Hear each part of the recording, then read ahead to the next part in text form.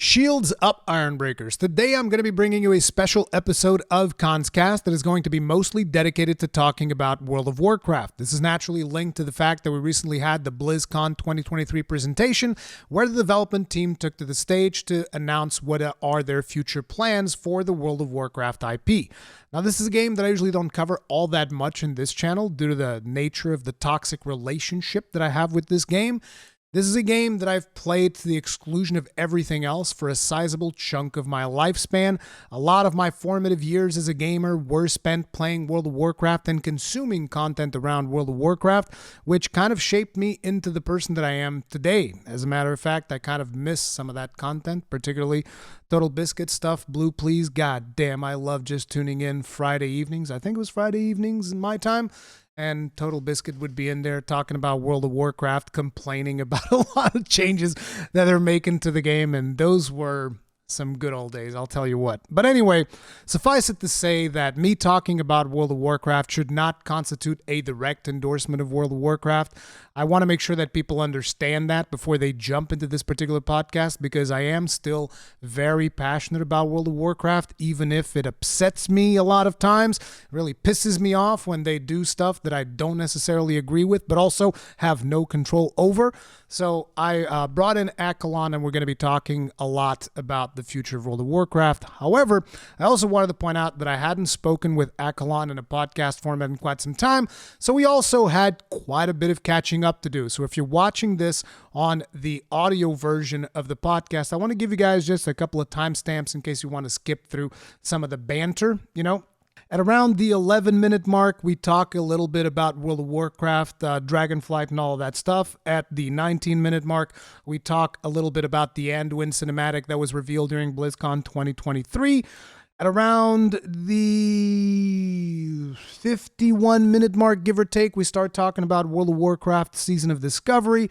And around the 1 minute and the 1 hour and 26-minute mark, we start talking about the Chris Metzen presentation and, the Worldsoul Saga and all of that stuff. I just wanted to give you guys that. There's going to be more detail, check marks on YouTube so that you guys can, timestamps so that you can navigate throughout the whole video and all of that. But this was mostly for the people in audio and also for the people that watch on YouTube and like to watch the whole thing. And you're just like, you guys are talking about Diablo 4 and all of these other things. I want to hear about Season of Discovery and the Worldsoul Saga. That's where you'll find them. Hopefully you guys will enjoy the podcast, and I'll see you guys on the flip side. Enjoy. Shields up, Ironbreakers. Welcome back to another episode of the Kast. Today I'm here with my good friend Accolonn because I happen to be in what appears to be a toxic relationship with a company that I keep telling them to piss off, and they keep coming back with things that I'm interested in. So yeah, I don't know if you've seen what happened to me with Diablo 4, the dark pattern and all of that nonsense. No, but I've not followed Diablo 4 like literally since a day after it came out. I played it for the first day and I was like, fuck this game. Wow. I'm done. I don't want to play this. Really? Yeah. You it was did literally not like day one. I remember you even telling me when we talked about Diablo 4 that it was like, you're not going to come back for Diablo 4? For Lilith? And then you played it. I was super excited. I mean, they managed to fuck up Diablo. Like, how simple is it? Just make Diablo. No, we'll make something completely different to Diablo. We'll just call it Diablo. I'm actually surprised because I enjoyed what I've played of Diablo 4. The story bit and whatnot, the campaign, I thought it was pretty good. But then when they introduced the actual seasonal journeys and stuff, that's when I was like, this is just literally a list of chores. It's like, I'm out. Yeah, I mean, for me, it was mainly gameplay. I did not like the fucking gameplay. I don't like the fact that there's like a weird B-frame thing happening with the dodge. Like I don't know who the fuck they followed on the dodge idea, because it's not Souls-like. Right? Because sometimes in Souls games, they will have no B-frame in dodging, which... I don't even know what you mean by B-frames. So B-frame is actually... But when you dodge, sometimes there's like a delay and you have to pre-plan the dodge because you can't interrupt an action. Oh yeah. Once you're in the action, okay? So that's not exactly what B-frame is, but it's the easiest way to explain it. Commitment. Yeah, some Souls-like games will have a B-frame in there, so it's a lot smoother. Others will not have it in there, but then it's a lot more reactionary, right? So you have a bit more reaction time to do stuff. The Diablo one doesn't have a B-frame, so you have this weird sort of, it goes from sort of wanting to, and then suddenly there it goes, and it's like, oh, what the fuck am I doing? It feels so awkward to be dodging. I didn't like the fact that my necromancer, like, they literally told me while I was leveling, oh, by the way, your necromancer doesn't want skeletons or minions. And I was like, well, what the fuck is this then? Why am I playing a necromancer if it doesn't want any minions? I still played minion necro all the way into endgame, and it was not particularly good. Then eventually they made it a little bit better, but it's whatever. But basically the quick and short of it, because I want us to jump into World of Warcraft. It was like what they did with the season as well was for people that were playing with controller, like me. I know you're very opposed to this. You're insulted right now.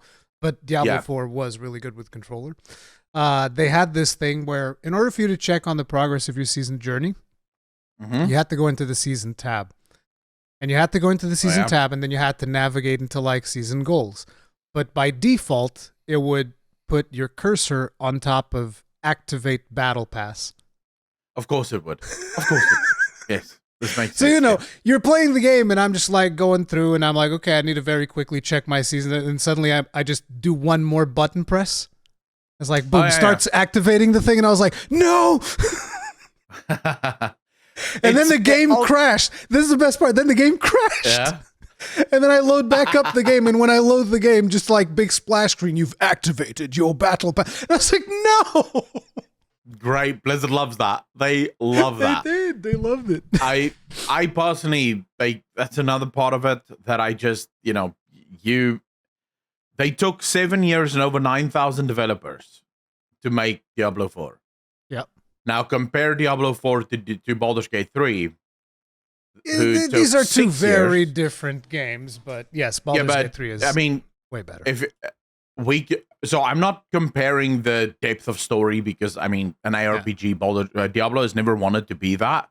But if you look at the absolute attention to detail in Baldur's Gate 3, like how well it was fleshed out with half of the size of the studio, actually less than half of the size, or more than half of the size, because it's like 450 developers, I think, worked at Larian Studios, compared to 9,000 developers that worked on Diablo throughout the course of its entire development time.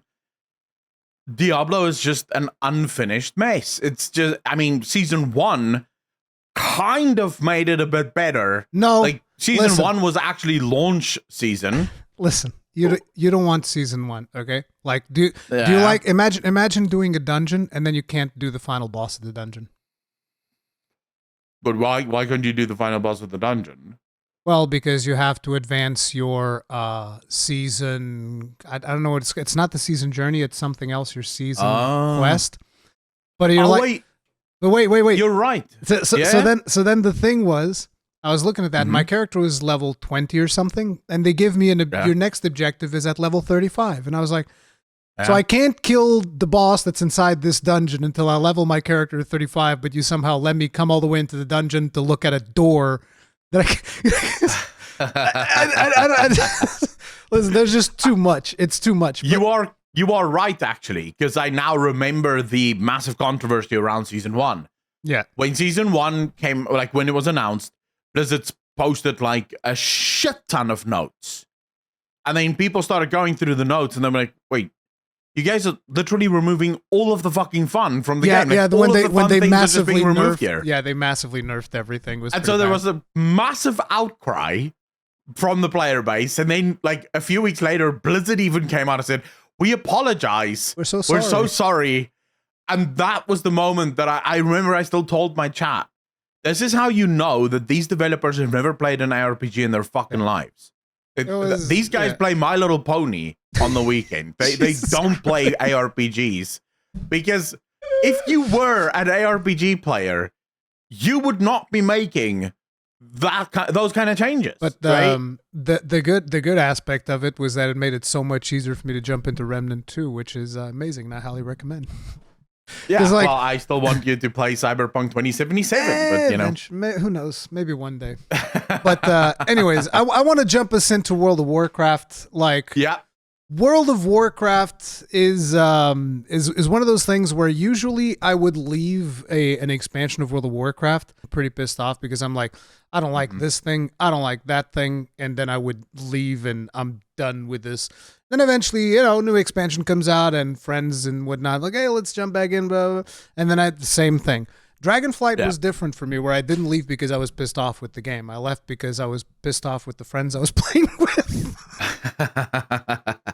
So I felt that the Dragonflight expansion was actually pretty good all around, but you continued playing it, right? Are you still actively playing Dragonflight? Actively is a strong word. You have a subscription? I play. Yeah. I have had. There's only been 2 years in my entire WoW career that I did not have a subscription. Okay. And it wasn't even 2 years, like a year and a half, and that was during Mist of Pandaria. Since literally the final year of Classic, I have had a subscription to the game, and I've never let it lapse, even if I like casually just stopped playing. So I've still had a subscription, but I would play. Like, I played a little bit last night, just logged in and fucked around for a little bit. But right now I'm basically just playing through the story, and then as soon as I've done the story, I log out. I am not a fan of the gameplay of Dragonflight. It feels really lazy. Basically the same thing over and over and over again. Like, every patch is just new world quest. It's the same thing over and over. So every new patch brings kill rares, get loot, kill rares, get loot, go do dungeons and raids.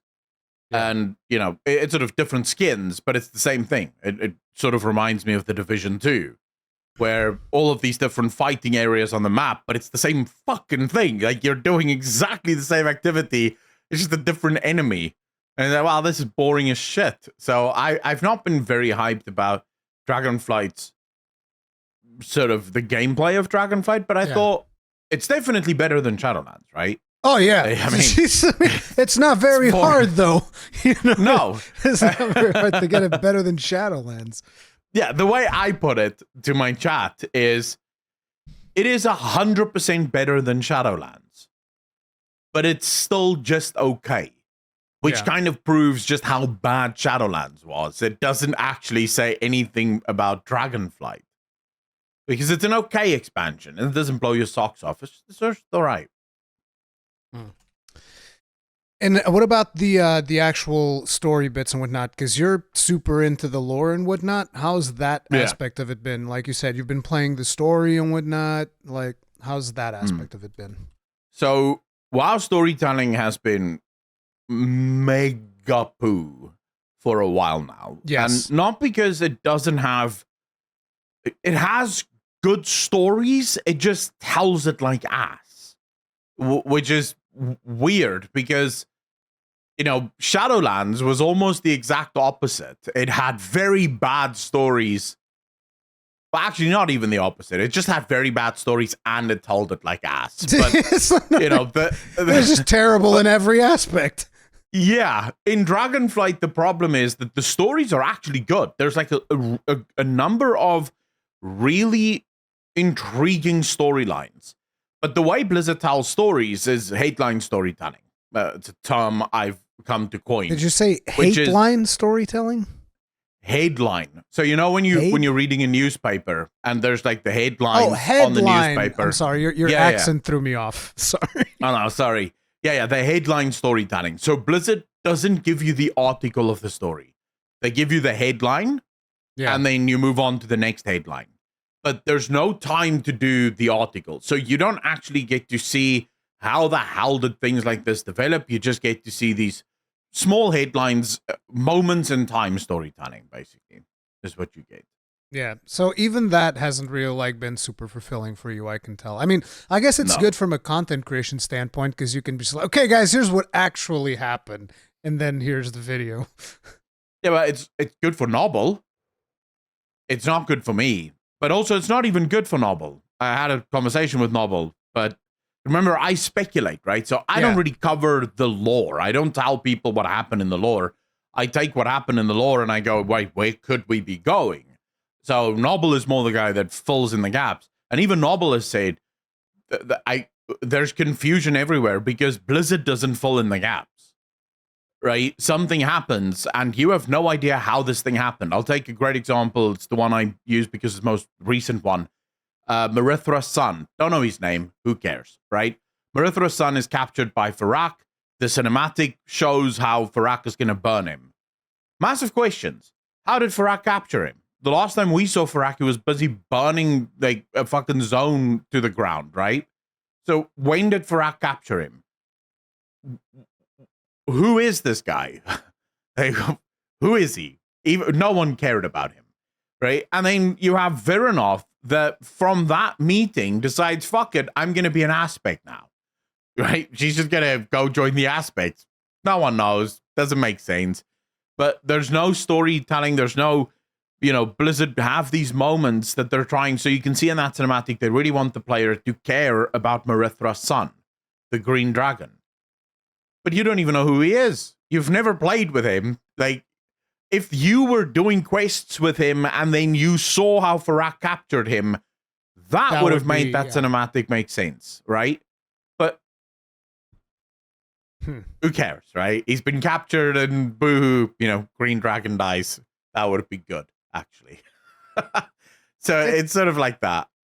It's weird because I feel like they were this is kind of like the direction, especially if you keep following some of the content that Belilar has been doing and whatnot over the years. I don't mean like recent content. It's kind of been the situation where in a lot of ways it feels like the team was picking up the old storyline and trying to make it their own, right? The old stories that they've established in the older expansions and whatnot. They're like, okay, we're going to pick this up. We're going to make it our own. And then when they made it their own, it's like, well, the gameplay is all right. Some aspects of it, you don't like a lot of it, but whatever. Yeah. The gameplay, the overall feel of the expansion is decent, but the problem is that this story is just not capturing what a lot of the World of Warcraft crowd wants, right? Which this is actually something that, again, I keep watching, even though I haven't played the game and God knows how long, I still keep watching a lot of the content. And so one of the things that I see is like Asmongold just saying, listen, this is a story about big, muscle, sweaty men fighting big, muscle, sweaty, green men. Like, this is what it's all about. It's the human versus the orcs. And they keep going after these big things with the now it's the dragons and the death and and it's like, no, it's about just being badass. It's kind of like the essence of what World of Warcraft has ever been. So it makes it hard, I think, for people to relate to a lot of the storytelling that they've been doing with Dragonflight and whatnot. So, well, it's sort of like it's even deeper than what Asmongold like expresses it at, and I get why Asmongold is doing it the way that he's doing. It's Asmongold, right? He doesn't really care that deeply about the story. But yeah, a lot of the testosterone has been removed from the story, and the story has become a lot more almost like, I don't even want to say it's been feminized, because that would actually make for a really good story as well, right? Because there would be a lot of intrigue, just different to how it used to be. It's kind of a story that's written by people that have lost all connection to normal human society and how normal humans operate. They hunt. Did you see the new cinematic with Anduin and Thrall? You have seen it, right? That's like the only thing. Yeah, that's the only thing that I've seen, pretty much. Yeah. So the new cinematic with Anduin and Thrall is like a very emotional cinematic. It starts with Anduin being incredibly emotional, and this is the first time ever that Anduin's emotions are actually earned, right? The player understands why Anduin feels the way that he feels because the player have seen everything that's happened to Anduin. But everyone is annoyed. Why is everyone annoyed? Because Blizzard have spent the last 4 years basically turning Anduin into a little crybaby. In every single cinematic, Anduin pisses about something, right? He's always crying about something, always, Oh, I'm not woe enough. is me. Oh, no. My life is so miserable. I'm the son of the king.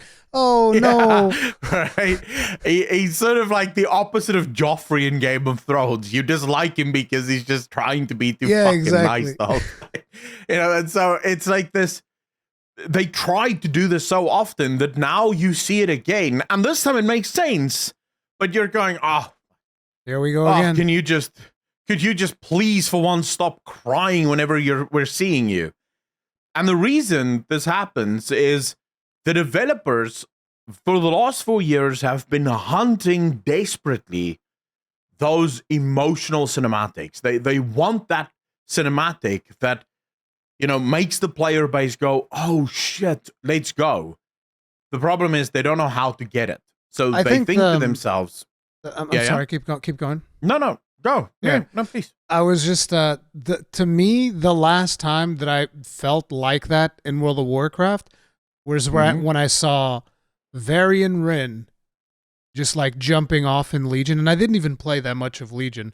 But when you see Varian Wrynn just jumping off of the thing and stabs the Infernal or whatever it was in the face, that was an amazing moment. Would you not agree? Like that was one of the coolest moments in my opinion, where he just goes like Brazeroth and dies. Dude, not just while the horde was cowering in fear and running away like the little pussies there. Well, I didn't want it to trigger you or anything. I'm just saying it is what happened. We kind of had to go. Our war chief had died as well, right? So he wasn't really dead.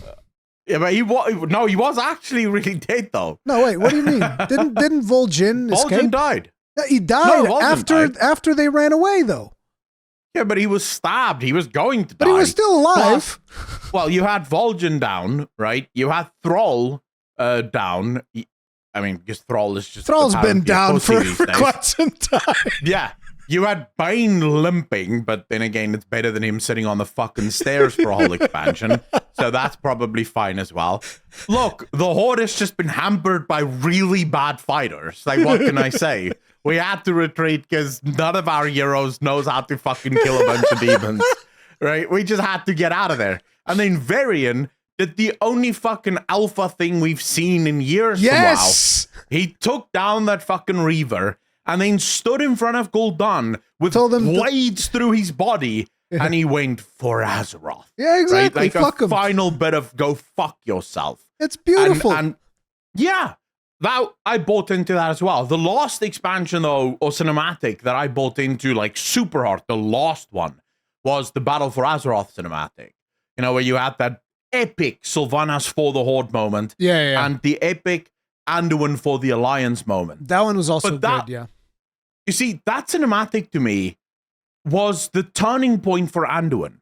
Anduin had tried so hard to be his father. That's why he had the sword and he was trying to fight like a warrior would fight. And Sourfang absolutely spanked his little ass, right? They very easily overcame him. And then Anduin realized, wait, but what am I doing? I'm not my father. I'm not a warrior. I'm a priest. I am incredibly powerful, but in a very different way. And you see Anduin summoning the light, healing his people, getting his people back into the fight. And that was supposed to be the turning point where Anduin finally became a man. Right? Yeah. He now became a man. Very next cinematic, he's back to fucking pissing about shit. And you're like, bro, why aren't you growing as a person? Like, you just seem to be going cry, cry, cry. You never overcome your tears. It's just always tears from fucking tears. Yeah. So it sort of became like a cheap trick. Just make Anduin cry every expansion. That'll solve it. So, it's been... But I feel like this time, if you look... And again, before we even go any deeper into this, I want people to understand something, because I already know, here comes Rurikhan, the cocaine dealer. It's like, I don't want you to go play World of Warcraft, and I don't know if I'm going to play World of Warcraft. Right now I'm leaning towards no, but I did want it to have... I did want it to have a conversation with Accolonn about World of Warcraft. That's why I'm recording. That's why I'm doing this podcast, okay? I'm not here to convince you, and I'm not even here to convince myself, okay? Just making that... convince you all. Okay.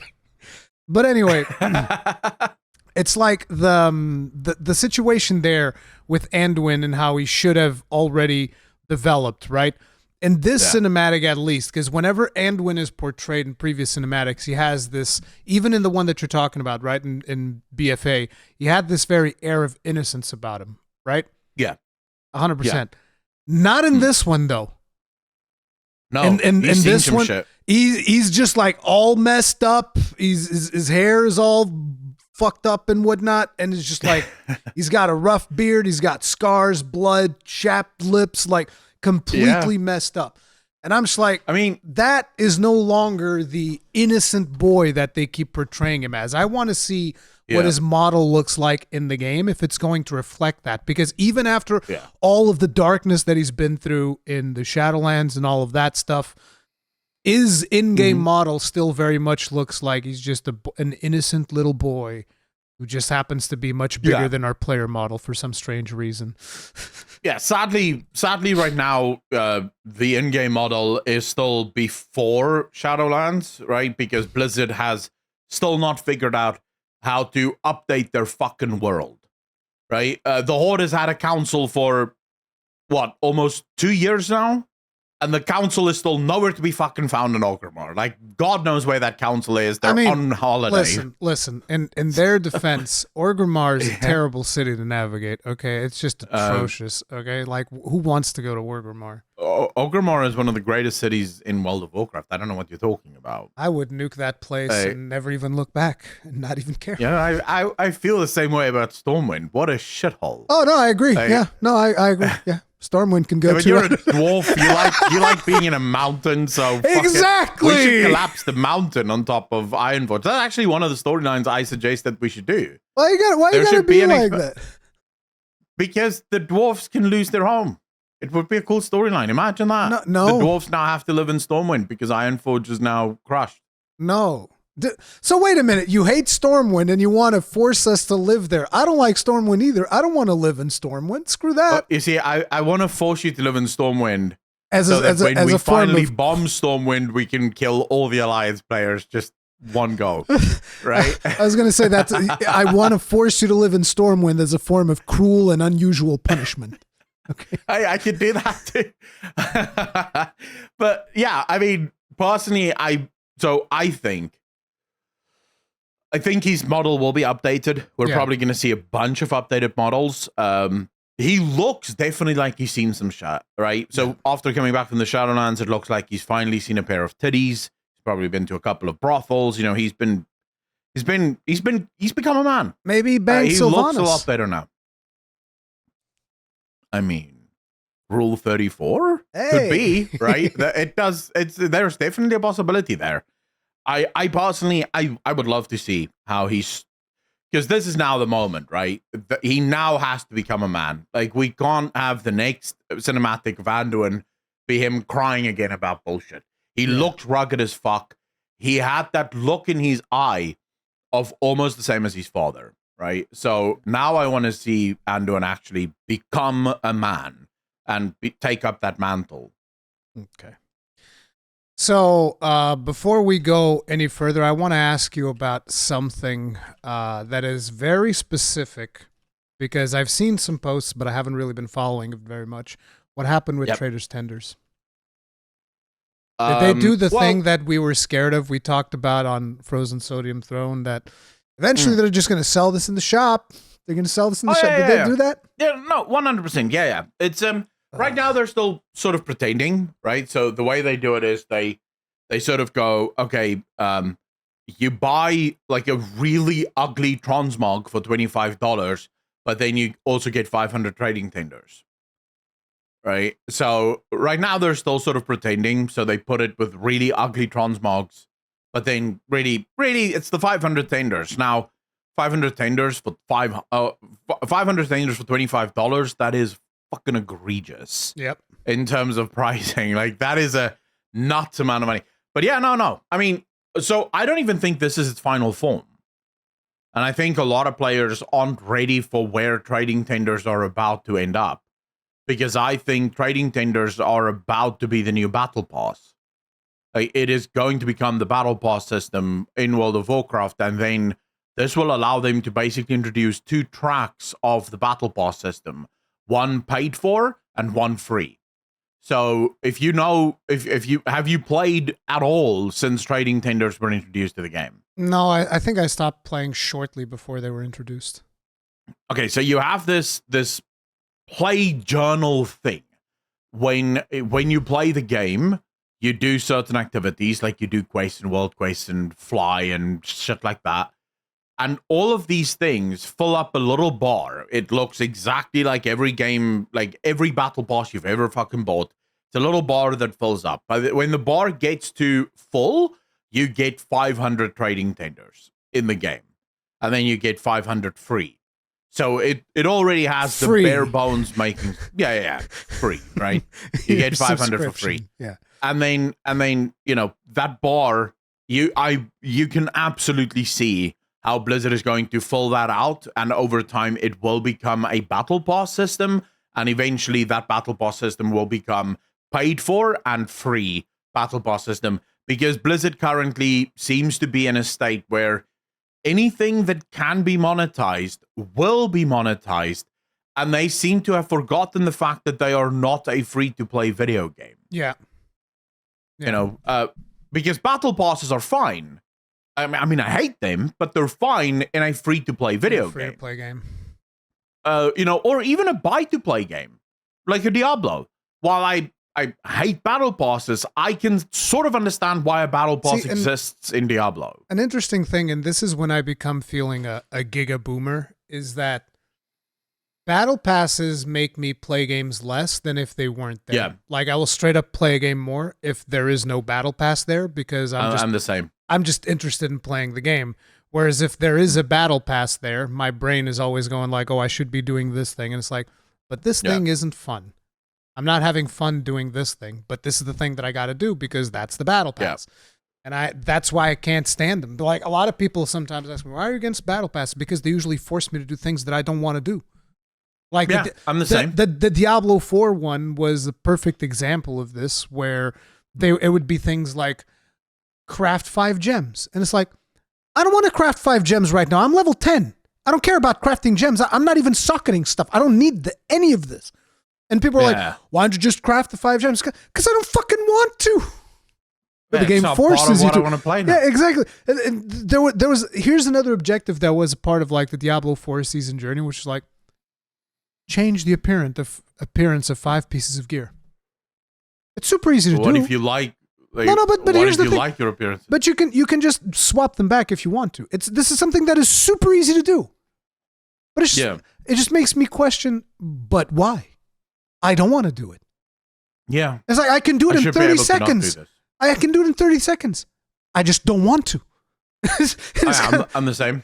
See, that's the problem with battle passes, that a lot of times, like, stuff like do 50 dungeons, bro, I'll do 200. That's what I like doing. Yeah. I'll do 300, 400, 500. Makes no difference to me.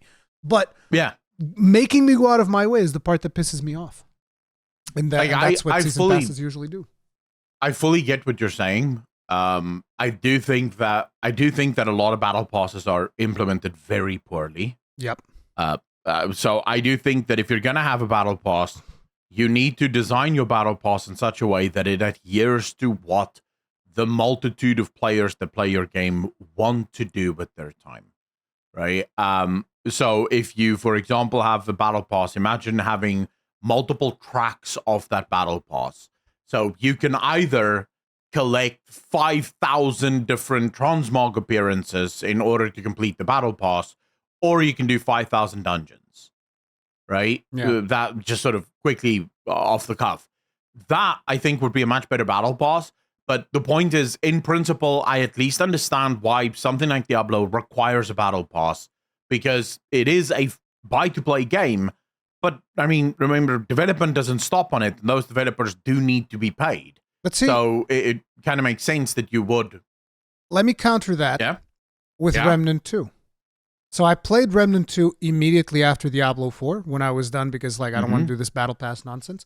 Since then, I've played more time of Remnant 2, and it doesn't have a battle pass. It's going to come out with DLC in about a week, I think, give or take. And that's it. They're going to put out a DLC, but there's no battle pass. There's no mandatory thing. As a matter of fact, when you play through the game, you don't even see the whole story on your first run. Yeah. Because it's got some procedural stuff and whatnot, and it changes the bosses that you fight, the stories that you experience. You see about 20% of the game on your first run. Okay. And I just want to keep playing that game because it doesn't force me to play in any specific way. I can stop whenever I want. You know, it's one of those things like, well, I want to go play something else now. You can stop.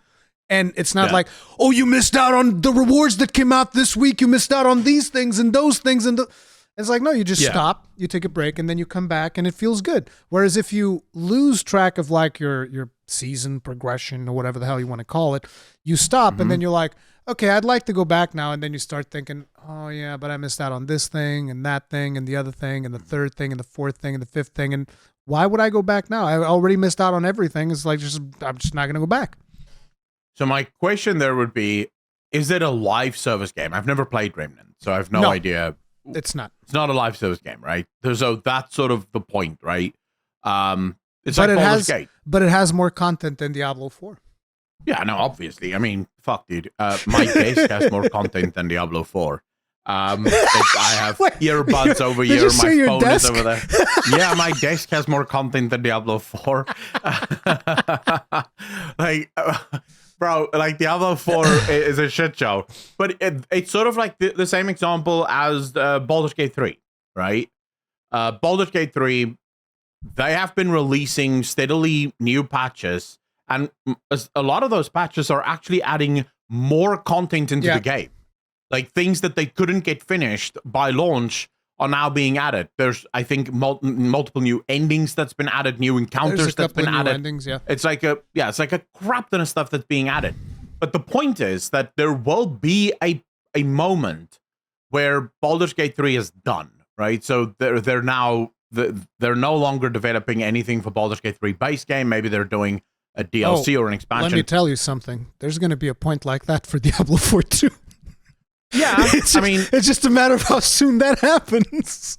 True. I mean, if it keeps going downhill, it might be sooner rather than later. Exactly. But if Diablo 3 has anything to go by, they're still releasing seasons for Diablo 3, they're even still now. Dragging that corpse around.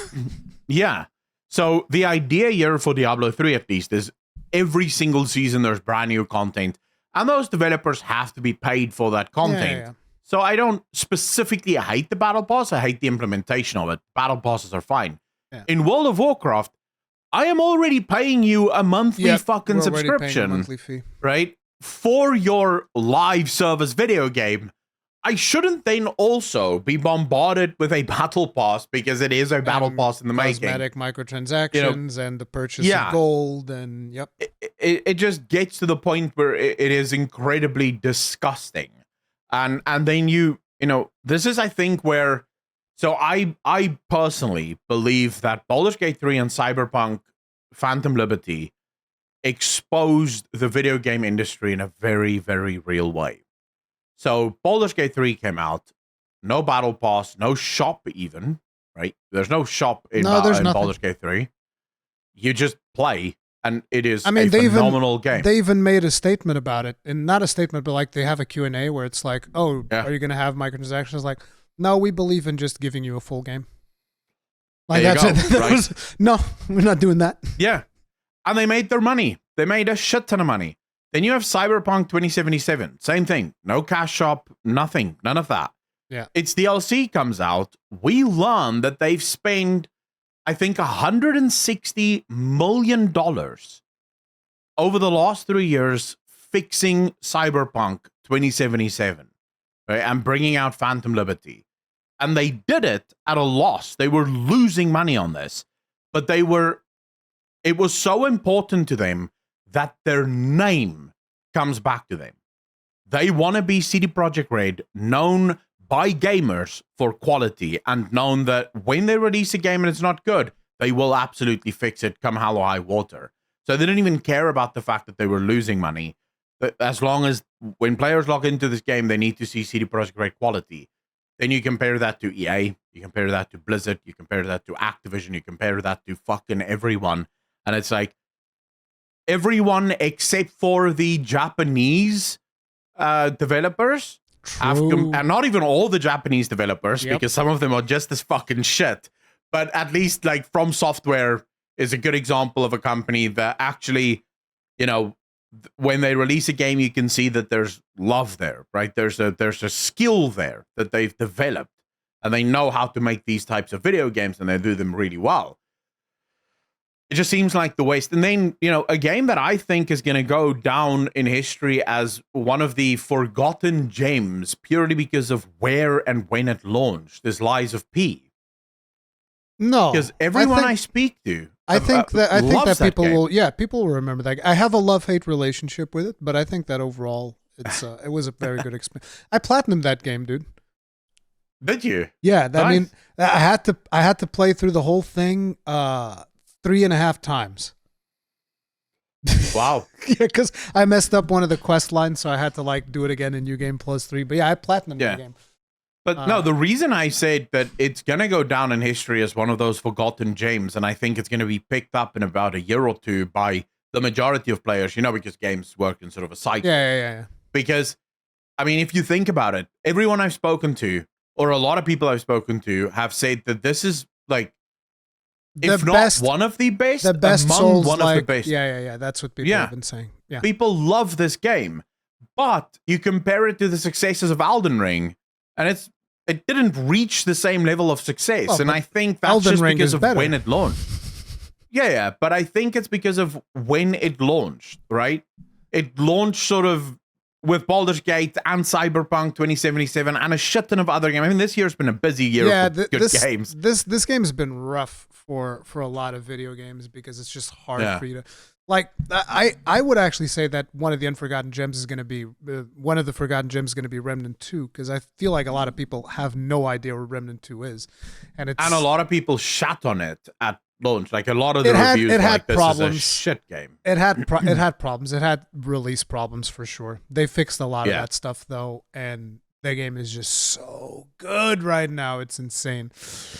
But I might give it a go. I've never played Remnant 1. So maybe I'll give Remnant 2 a go. It's very easy to recommend Remnant 2. Remnant 2 is an amazing game. You'll have a blast. If you like third-person shooters, you're going to friggin' love it. It's amazing.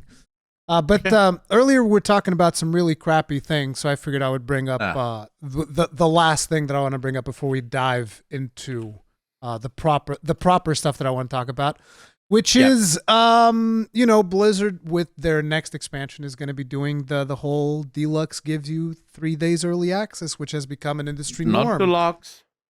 Is it not deluxe? Epic. It's the Epic edition? $90. Okay. $90. Yeah. That gives you 3 days. It's not even pre-purchase. Not even everyone that fucking pre-purchases that get 3 days early. No. Because that's the thing. People will be quick to point out that Final Fantasy XIV does the same thing. They do early access. Yeah, they do early access for pre-orders.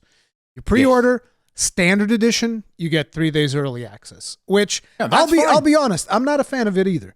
I'm not a fan of that. I've spoken against that. I'm not a big fan of it. But at the very least, you don't have to pay more money for it. You just have to pay it in advance.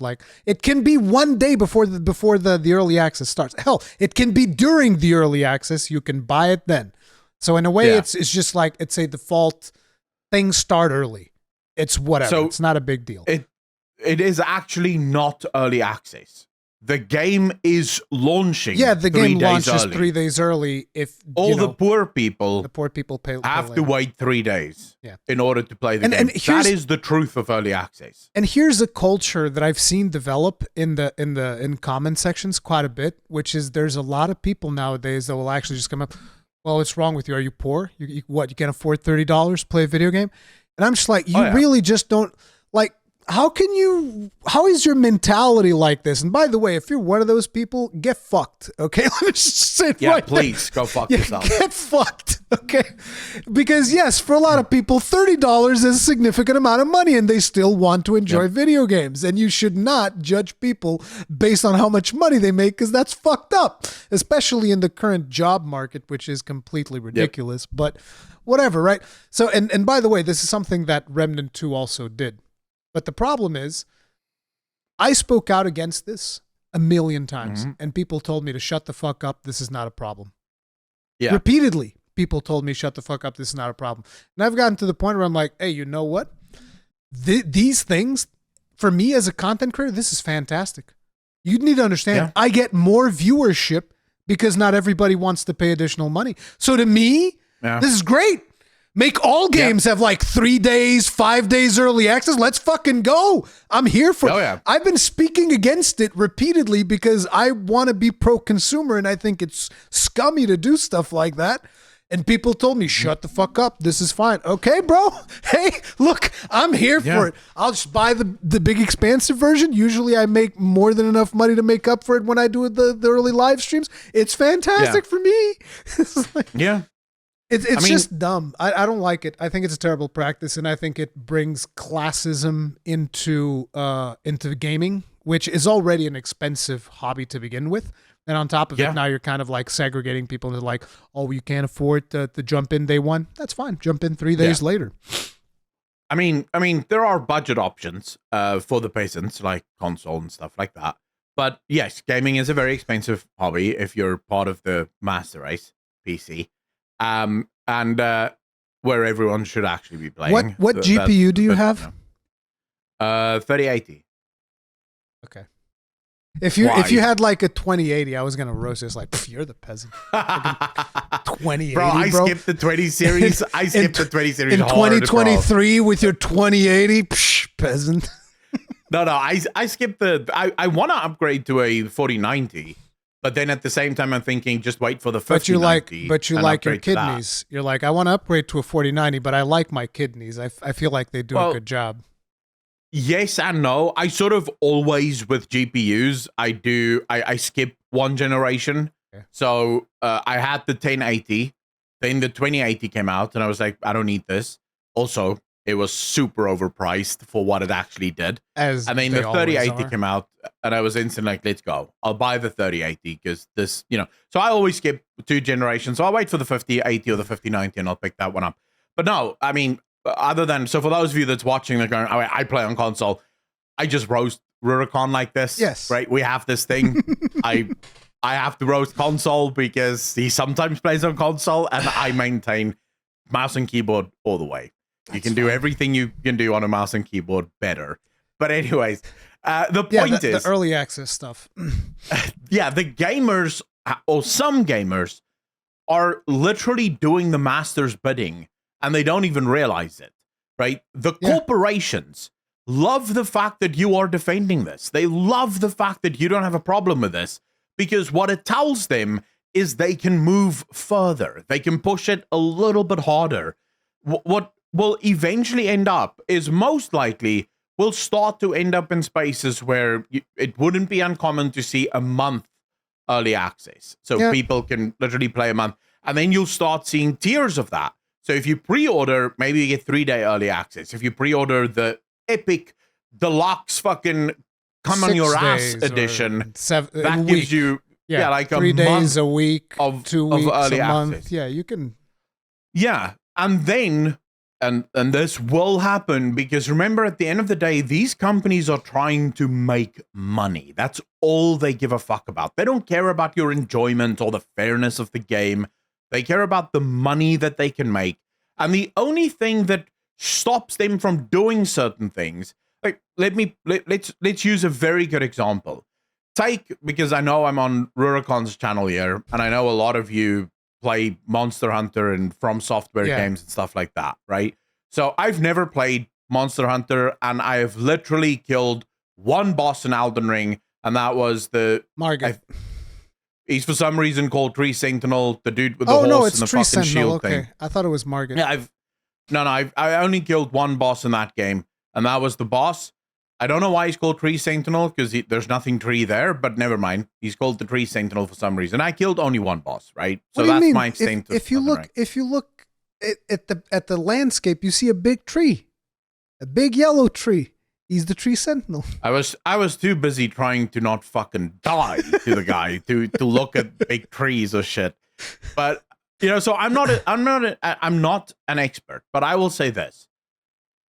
If the corporations if the guys that make Monster Hunter and Elden Ring, if they could, they would absolutely sell the best weapons in a cash shop.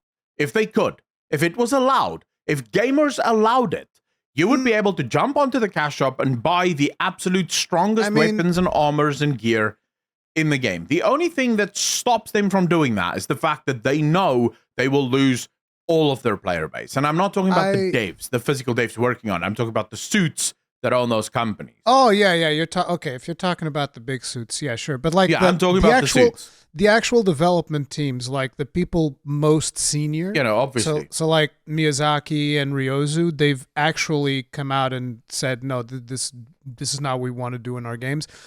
For them, I don't think it's a profit thing. No.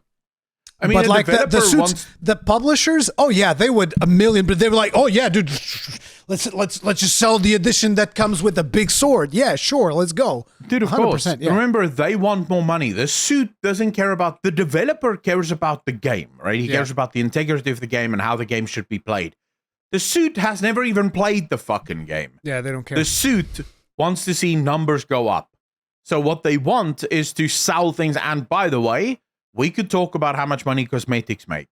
Pay to win will make a hell of a lot more money if people know that they can sell pay to win.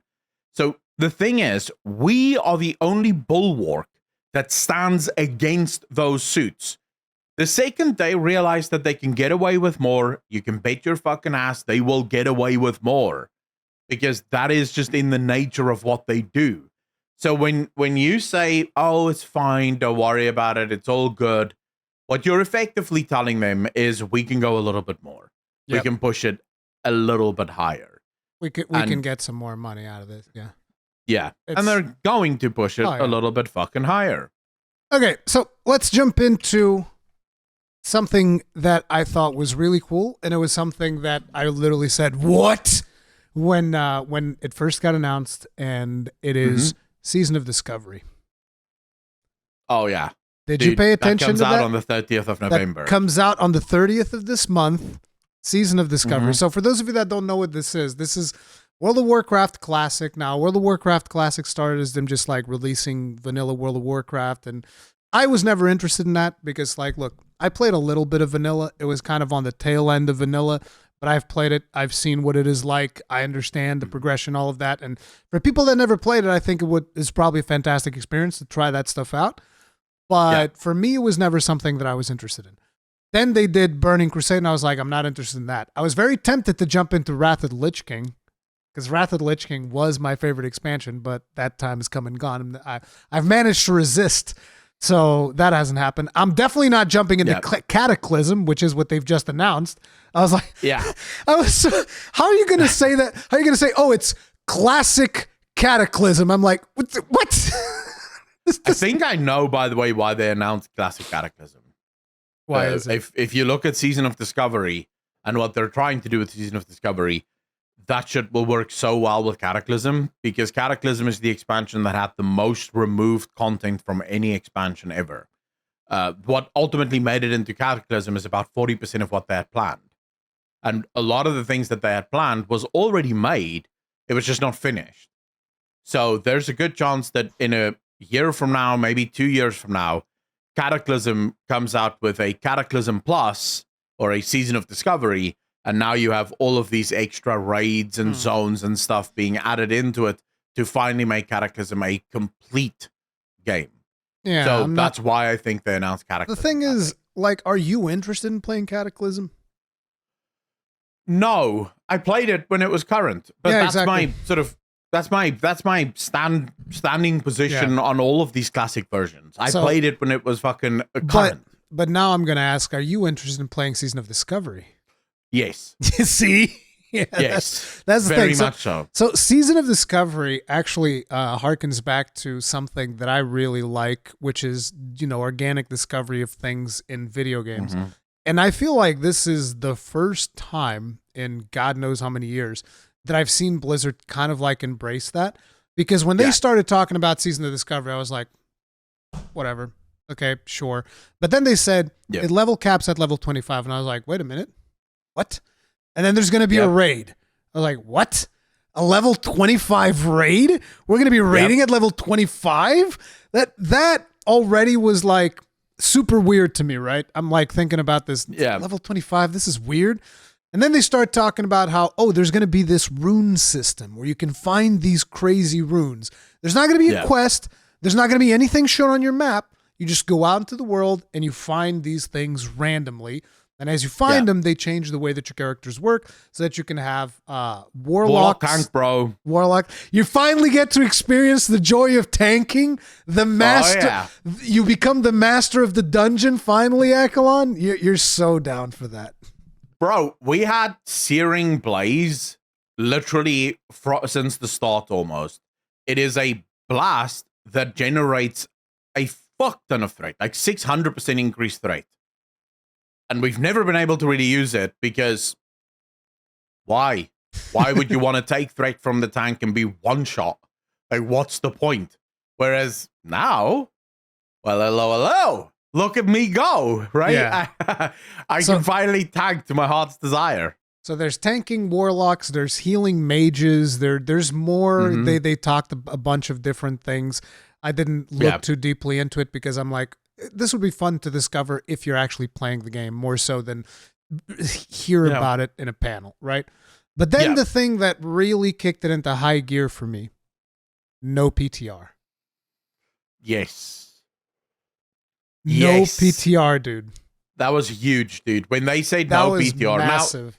Now, make no mistake, the game will still be solved about 24 hours after, right? Yeah, There's because be people are going to data YouTube. mine it. They're going to data mine the crap out of it. Yes. It's gonna because we can't enjoy video games anymore. Okay, let's make it. No. There's a business around spoiling the experience for everyone, and it's just always going to happen 100%. Which is why something like this is best played in a group of ideally 10 people, so that you would have a raid group for the end for the leveling raid.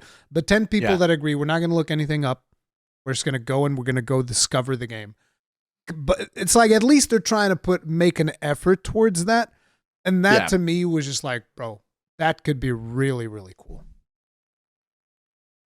I agree with you. The other thing is, because everyone starts day one at the same time, there will still be an aura of discovery around the game for a while. Because a lot of people are going to... I think it'll be about a week. About a week. Yeah. But I mean, it may actually be longer for at least some people, because a lot of people on day one will be going to Google and going, oh my God, what is this? And then realize, wait, there's no one talking about this. And go, oh shit. What do you mean? I can't go to Wowhead and have the game solved? What? Exactly. Right. Yeah. So that they might just go, well, guess I have to figure this shit out on my own. Right. And so I do like the idea of everyone starting from scratch same time. So we get that at least early discovery without the game being spoiled or solved for everyone. Yeah. And I also think that it's a really good idea to have these level caps, these incremental level caps, level 25, and then they said eventually it will go up. So every few months they'll actually move it up, but then the earlier levels will actually go faster. So the 1 to 25 will actually get like a 30 or a 40% XP increase and so on and so forth. I don't know exactly how I feel about that, but at the end of the day, it kind of makes sense because they're trying to make Classic a lot more alt-friendly, because you now have the ability to change the way you play. So people may actually want to have a few more alts rather than just have the one character that they play with. Dude, I think Classic has the potential to be, and right now, just to be clear, Blizzard is basically just borrowing everything that they're doing from private servers. They're literally just looking at what the private servers are doing and going, yeah, we can do this. Let's go. But the private servers do something like Season of Discovery? No, but what the private servers do have is something like Ascension, right? So Ascension has, you can pick anything you want, right? Yeah. So they kind of took the Ascension model and said, what if we made it a little bit simpler and easier to understand? Yeah. Right? So they're borrowing from what is happening in...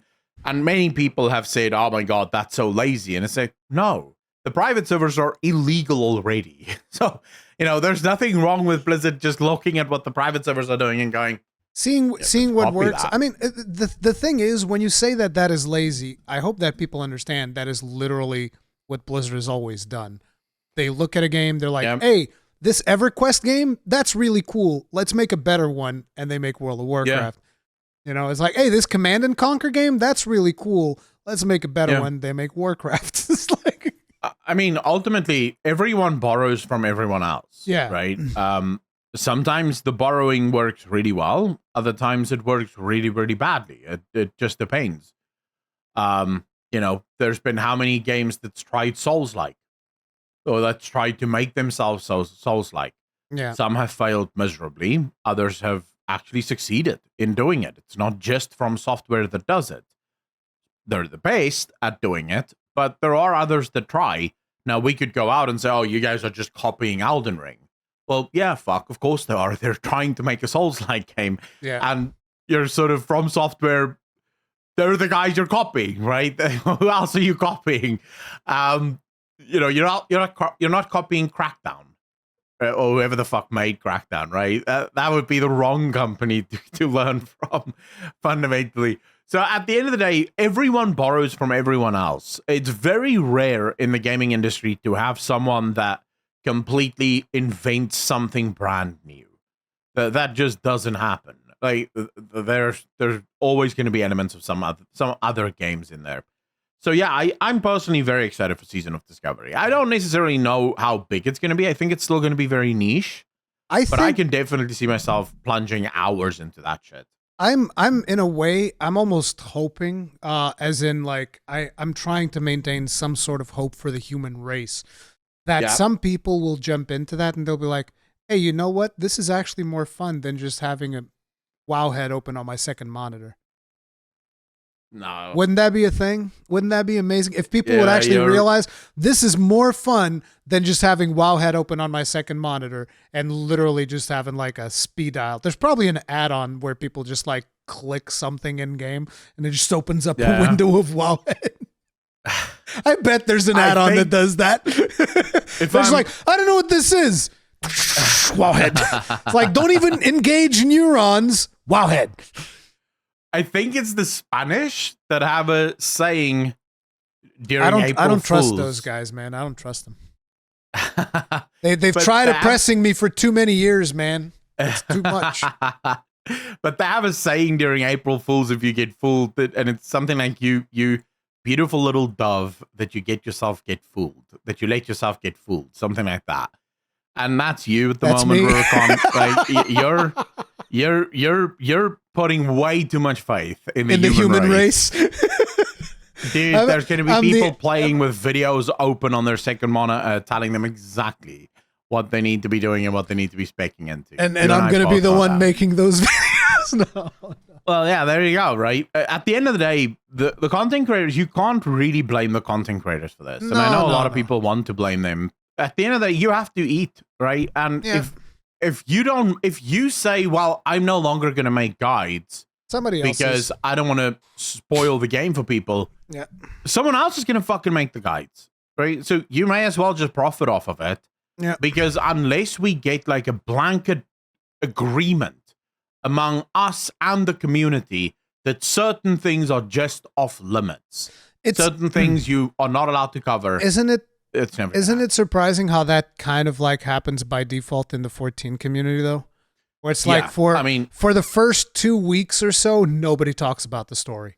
It's actually kind of hard for you to, unless you're specifically looking for the spoilers, they're not going to just straight up show up on your feed. It just doesn't happen. Yeah. It'd be amazing if we could have more of that in more video games where it's like, nope, there's no spoilers, whatever, unless you're looking for them. See, I think that comes from the top. That's something that Yoshi P, they installed in the player base because they take action against people that data mine and spoil their story. And they consistently talk about people not spoiling the story. It's time for Blizzard to take action against people that data mine the game. Take them to task. Fuck them. I don't think Blizzard cares. You see, at the end of the day, for Blizzard, Blizzard views data mining very differently to Yoshi P. For Blizzard, data mining is about advertisement. It's free advertising. Yeah. They're not going to say no to that. But it makes for a worse product. That's the thing. Yeah, but they don't care. At the end of the day, for them, it's free advertising. People are still going to play it. And, why waste your time? I wish they would take action against this because I think some data mining is I'm not saying that all data mining is bad. There are data mining that's probably less bad than others, but when you data mine literally the whole fucking story, that should be a bannable I think there offense. should be. I think there should be a grace period where somebody that wants to actually experience things organically, and the community, at least a decent chunk of the community, should be expected. And I know that this feels like I'm trying to force people to play the way that I want to, and I just want people to play whatever way they want. The problem with that is that in World of Warcraft, it instantly becomes the norm, where it's like before the Mythic season even starts, the routes for Mythic Plus are already established. And if you're the tank in particular, which is usually what I play, if you don't know the route, you don't get any room for experimentation, for learning. No. There's none of that. You grab the route. Everybody expects you to do the route. You can't even deviate by one mob. You pull one extra mob, and somebody's going to be like, what the fuck? Are you dumb? Are you stupid? What's wrong with you? Why'd you pull that extra mob? Yeah, not just that, but the classes are predetermined also, right? Before the game even launches, everyone knows exactly what is the right tank to play, what is the wrong tank to play, what is the exact DPSers that you have to play. And what Blizzard and a lot of the people in the community don't seem to understand is as if a combination of classes is even 1% stronger than any other combination of classes, that combination of classes will become the god comp regardless. It doesn't matter that other combinations can work as well. That is just the nature of the game. And the reason that keeps happening in World of Warcraft, sorry, we're sort of going into another one of my pet peeves in World of Warcraft. That's perfectly fine. The reason that keeps happening is the punishment for failing Mythic Plus. Failing a Mythic Plus is one of the most punishing things in video games, because not only are you punished for failing by failing, because you literally have to finish the dungeon even though you failed, and you failed because you died too often, but then the key downgrades and you have to do that exact same dungeon on a lower key in order to get it back up to, the level that you were on just now. And I believe the keys are random, if I'm not mistaken. So you can easily get a key upgrade to a completely different one, or they changed the keys now to all keys work everywhere. I don't think so. No. They were random last time that I've played still. Yeah. So the keys are random. So there's a good chance you finish the lower dungeon, the one that you maybe want, get the upgraded key, but now it's an upgraded key for a completely different fucking dungeon. Like, motherfucker, I wanted to do this dungeon, but I failed, so what the hell? There are so many punishments in World of Warcraft Mythic Plus that, of course, everyone's going to play the God comp, even if the God comp isn't actually that much stronger. But see, there's an aspect of me where I understand where you're coming from, but the situation is also that I feel a lot of people are overly concerned with winning. They forget about the having fun part of it. So, for instance, completely different game. I know I've talked about it a lot. Remnant 2. I was playing Remnant 2 on apocalyptic difficulty, which is the hardest difficulty of the game. And we get to a boss that I had never faced before. I had no idea what the boss abilities are going to be. This is like one of the big main bosses, one of the big main baddies. He's in the trailer. And so me and my friends were trying to figure out how to do this boss. And we're wiping. Like every single hit the boss does on us, you're dead. It's over. All right. And we sat there. One of my friends left, but me and my other friend, we sat there for 2 hours on stream, which, as you know, is more stressful than if you're just playing the game. So we're on stream. I don't remember if it was 2 hours or 1 hour and change, but long time just wiping to this one boss. But it was fun. You know what I mean? And people forget that part where it's like you wipe on a Mythic Plus, and everybody's like, watch a guide, bro. Watch a guide. Everybody just loses their mind. Yeah. I mean, of course they're losing their minds, right? Because it's no longer, World of Warcraft isn't a puzzle solve, right? It's supposed to be. Bosses are supposed to be a puzzle. But remember, the puzzle has been solved. There's a guide. Go watch the fucking guide, bro. Yeah, Why do you not tank the boss exactly in this spot? Which is like, I've made this argument before, and I definitely feel like Mhm. that would be the case, which is if you put a button, you know, like remember the big red button from Old War when you would press for the engineer guy? You put a button Yeah. like that in Remember whatever on tape. capital you happen to have for that expansion, and you just Yeah. go there, and every day you can push the button like, let's say, 3 times. Mhm. Let's say everybody would run it on average like 3 Mythic Pluses every day for whatever reason. You push the button 3 times, and it gives you whatever is the maximum loot possible for whatever dungeon you want. All you got to Yeah. do is go up there, push the button. Like Yeah. Blizzard wouldn't even have to do dungeons anymore because 90% of the player population would just go in there and push the button. Because that's all they just want to push the button. I don't want to run Mythic Plus. I don't want to do this thing. I mean, I do. I'm saying like that's the mentality of a lot of players. I don't want to run Mythic Plus. I don't want to have to deal with this. I just want the loot. So they would go to the button, bloop. It's like a little pellet comes out. Oh, yeah. Boop, and there you go. And people would just push that button all day. Not even, they would log in, push the button 3 times, log out. Yeah, I mean, I did a poll on my Twitter. I did a poll where I asked my community, and I got way more votes than what I actually had followers. So, you know, there were a lot of people that spread around. Yeah. Yeah, that definitely got spread quite a bit. I asked the very simple question. I said, if Blizzard announced tomorrow that all rewards are being removed from the game, how many of you will continue to do Mythic Plus? All rewards are removed from Mythic Plus, you mean? Well, no, from the game. There's no rewards in the game whatsoever. There's no gear. There's nothing. So the Mythic Plus, I made a massive post where I explained exactly how it's going to work. Yeah. When you enter a plus 15, your gear automatically scales to the minimum item level required to do a plus 15. So you get a very difficult experience. You have to really pay attention, but there's no gear that drops. There's no power that drops. No mounts, no pets, nothing. It's just the thing. And I asked them, how many of you will continue to do it? The answer, almost no one. Like, very few people. What I found was that people who did Mythic Plus between +1 and +5, they were sort of still going to do it because most of them were doing it with their friends. You know, so they would still do it. The people that did +15 and higher, so the people that pushed keys, most of them would continue to do it because they're doing it for the difficulty anyways. They're not really doing it for the gear at that point. But the biggest part of the player base, the ones that do between 5 and +15, they would stop doing it. See, that's the thing. I would be one of the people that would still be doing it. I mean, with one caveat, which is you gave me 4 other people that are not going to bitch and moan if we pull unoptimally. They're not going to throw a fucking tantrum and a hissy fit if somebody misses one lousy mechanic. You give me 4 people like that, and I'll be running Mythic Plus all day long, happy as a clam. I did. I mean, I tried this back in World of Warcraft, right? Back in World of Warcraft, I started a new guild.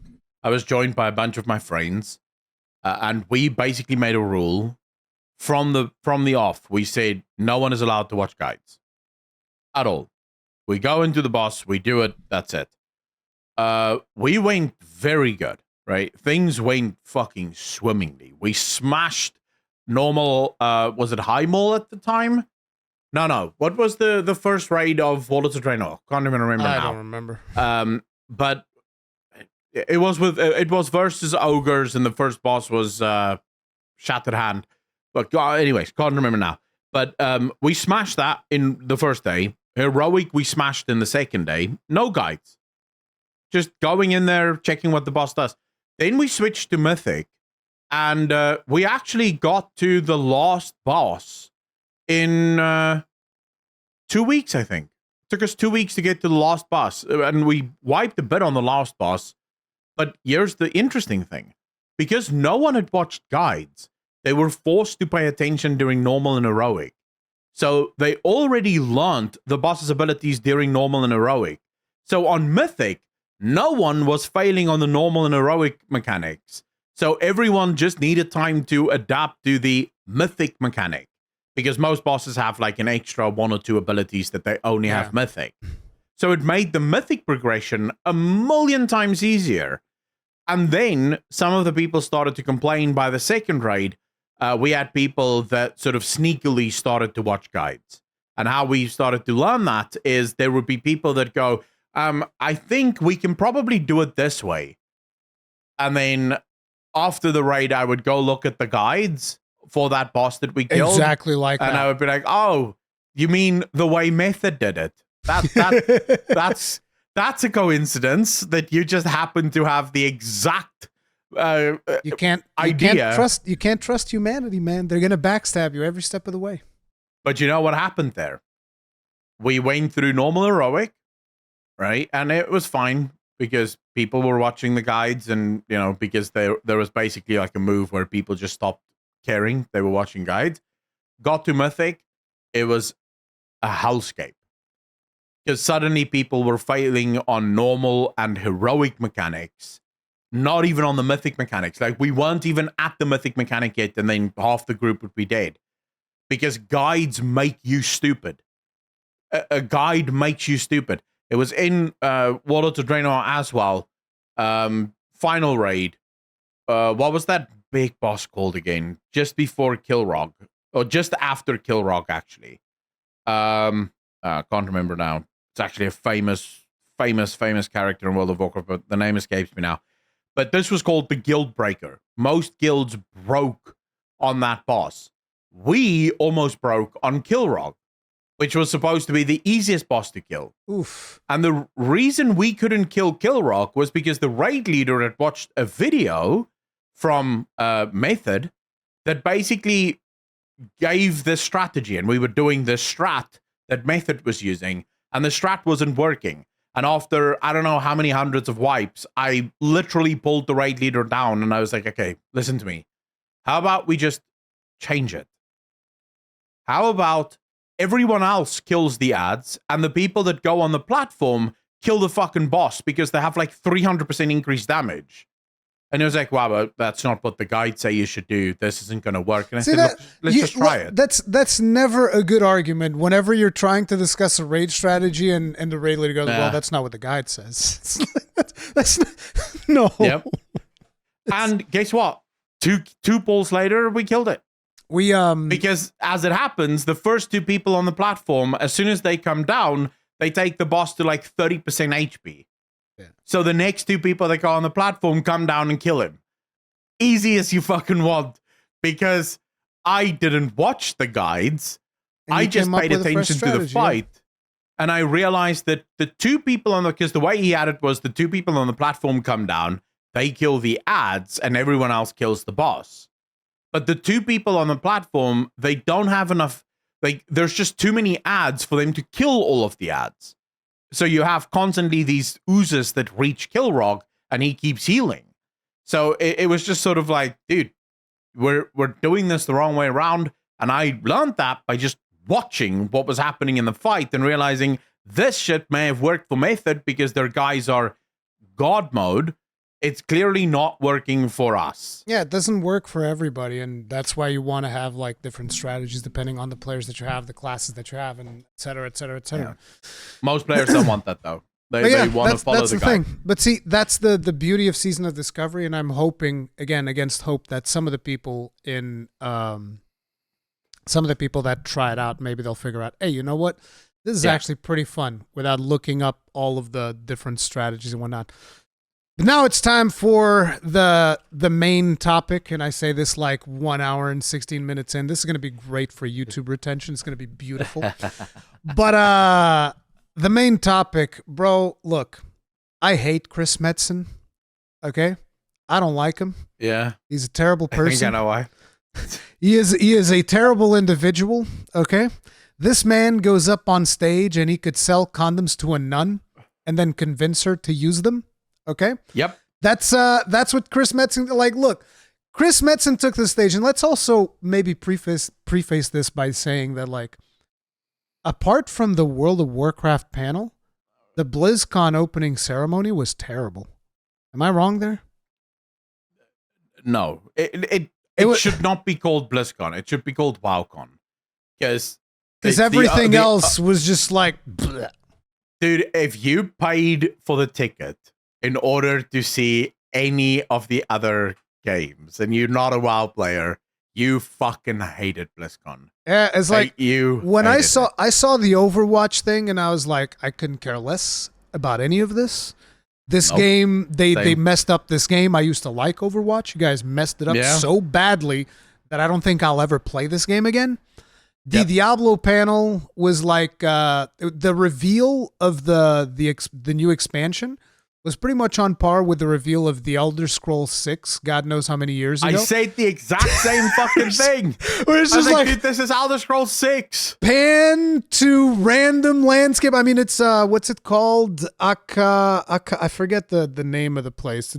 It's actually a recognizable place at least, but it's like, yeah, it takes place here. It's like, oh, okay. We're going to go meet up with some Zakarum dudes. Sounds good. Okay, sure, whatever. But they actually said that it's a new zone, so I don't know. Maybe it's not that related. Maybe it's got some influences. It is a new zone, but it's a zone that we've already been to, I think, in Diablo 2. Yeah, exactly. We went to that zone. But yeah, they have that's what I thought. name. But they said it was a new zone because I'm like, I know where this is. This is Act 3. This is Act 3 of Diablo 2, bro.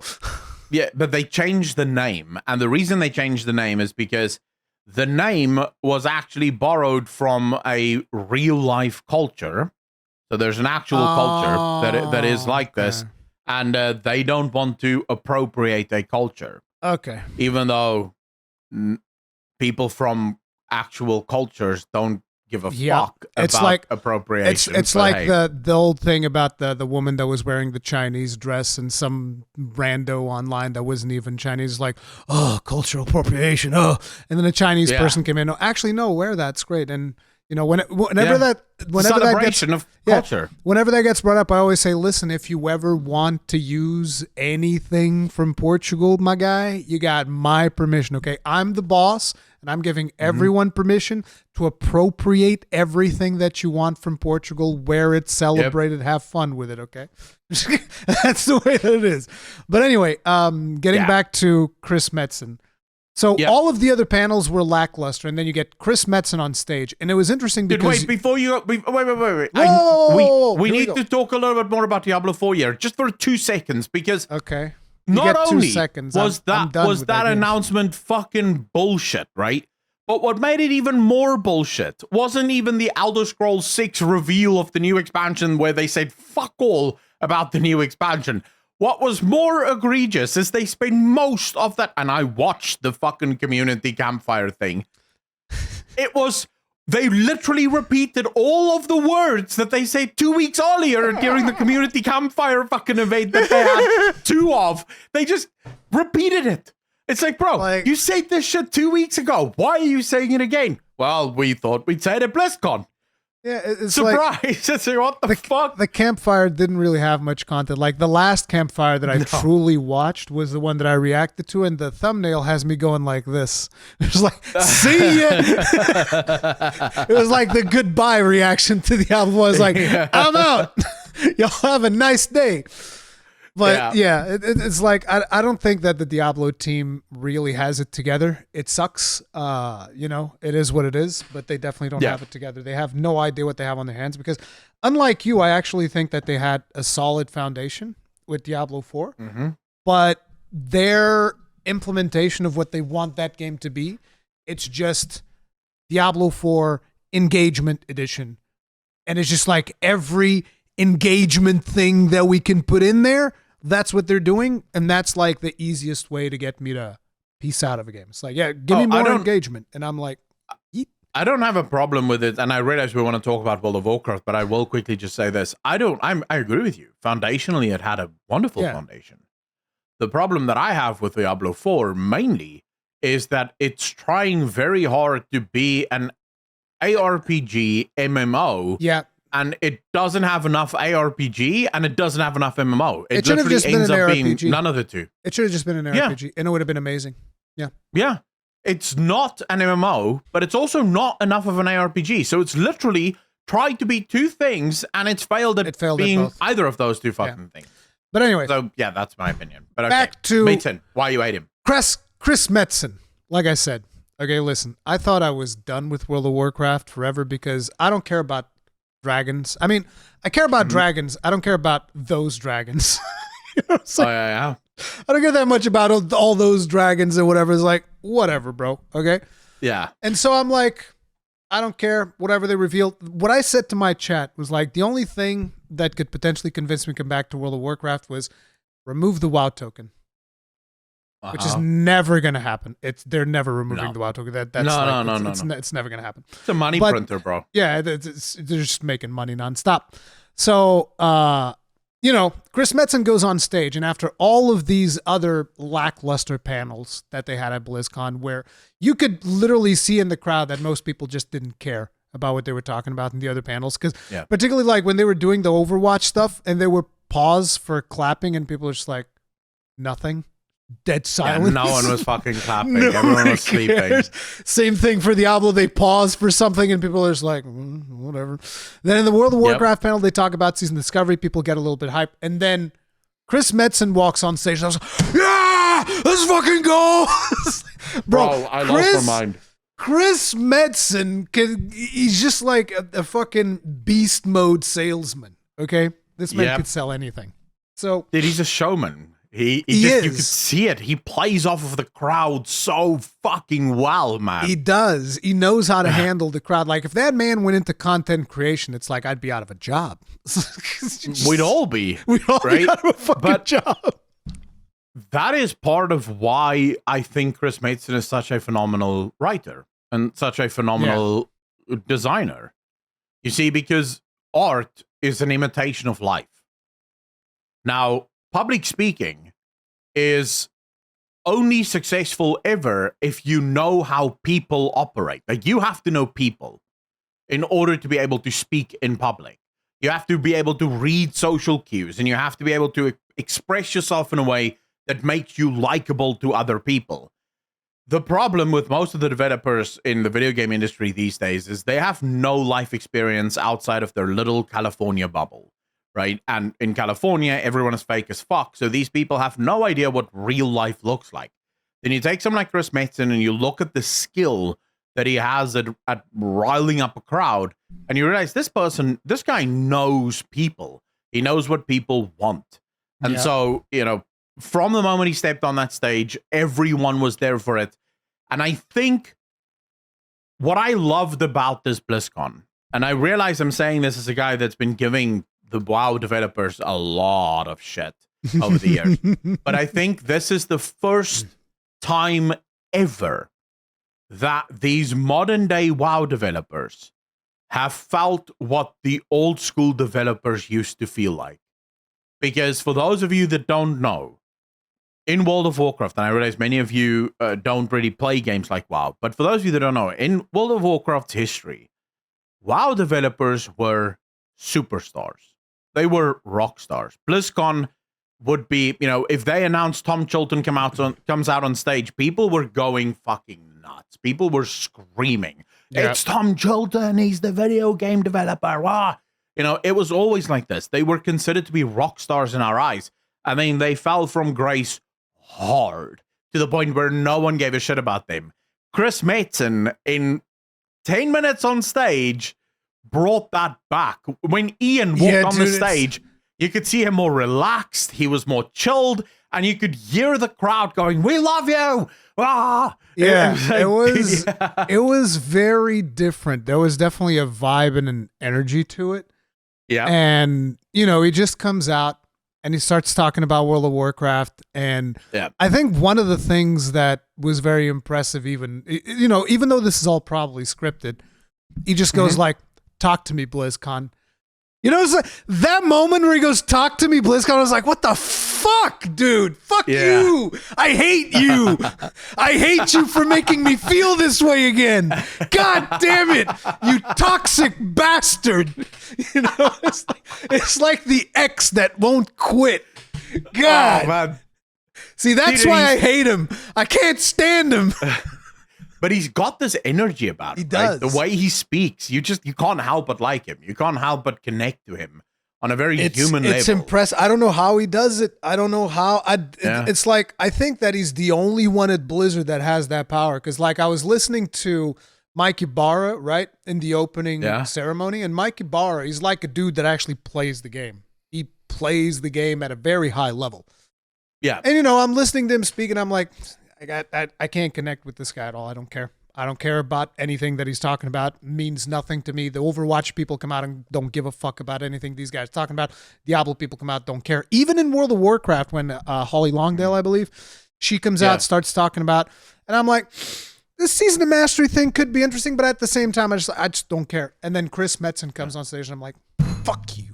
I hate you.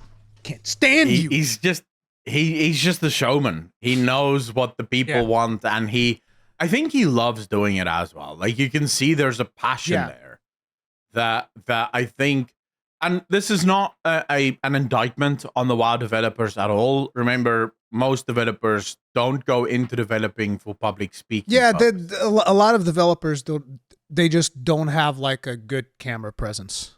Yeah, they don't have good camera presence. They don't have good people skills. Yeah. So for them, it is sort of like a very awkward thing. Whereas Chris Metzen, he's never really been a game developer. He's an artist. Like, he did a lot of the concept art during the early days of WoW, and he's a writer. He loves writing the stories. He just strikes me as a dude that goes up in there and is just like, hey, wouldn't it be cool if we did this?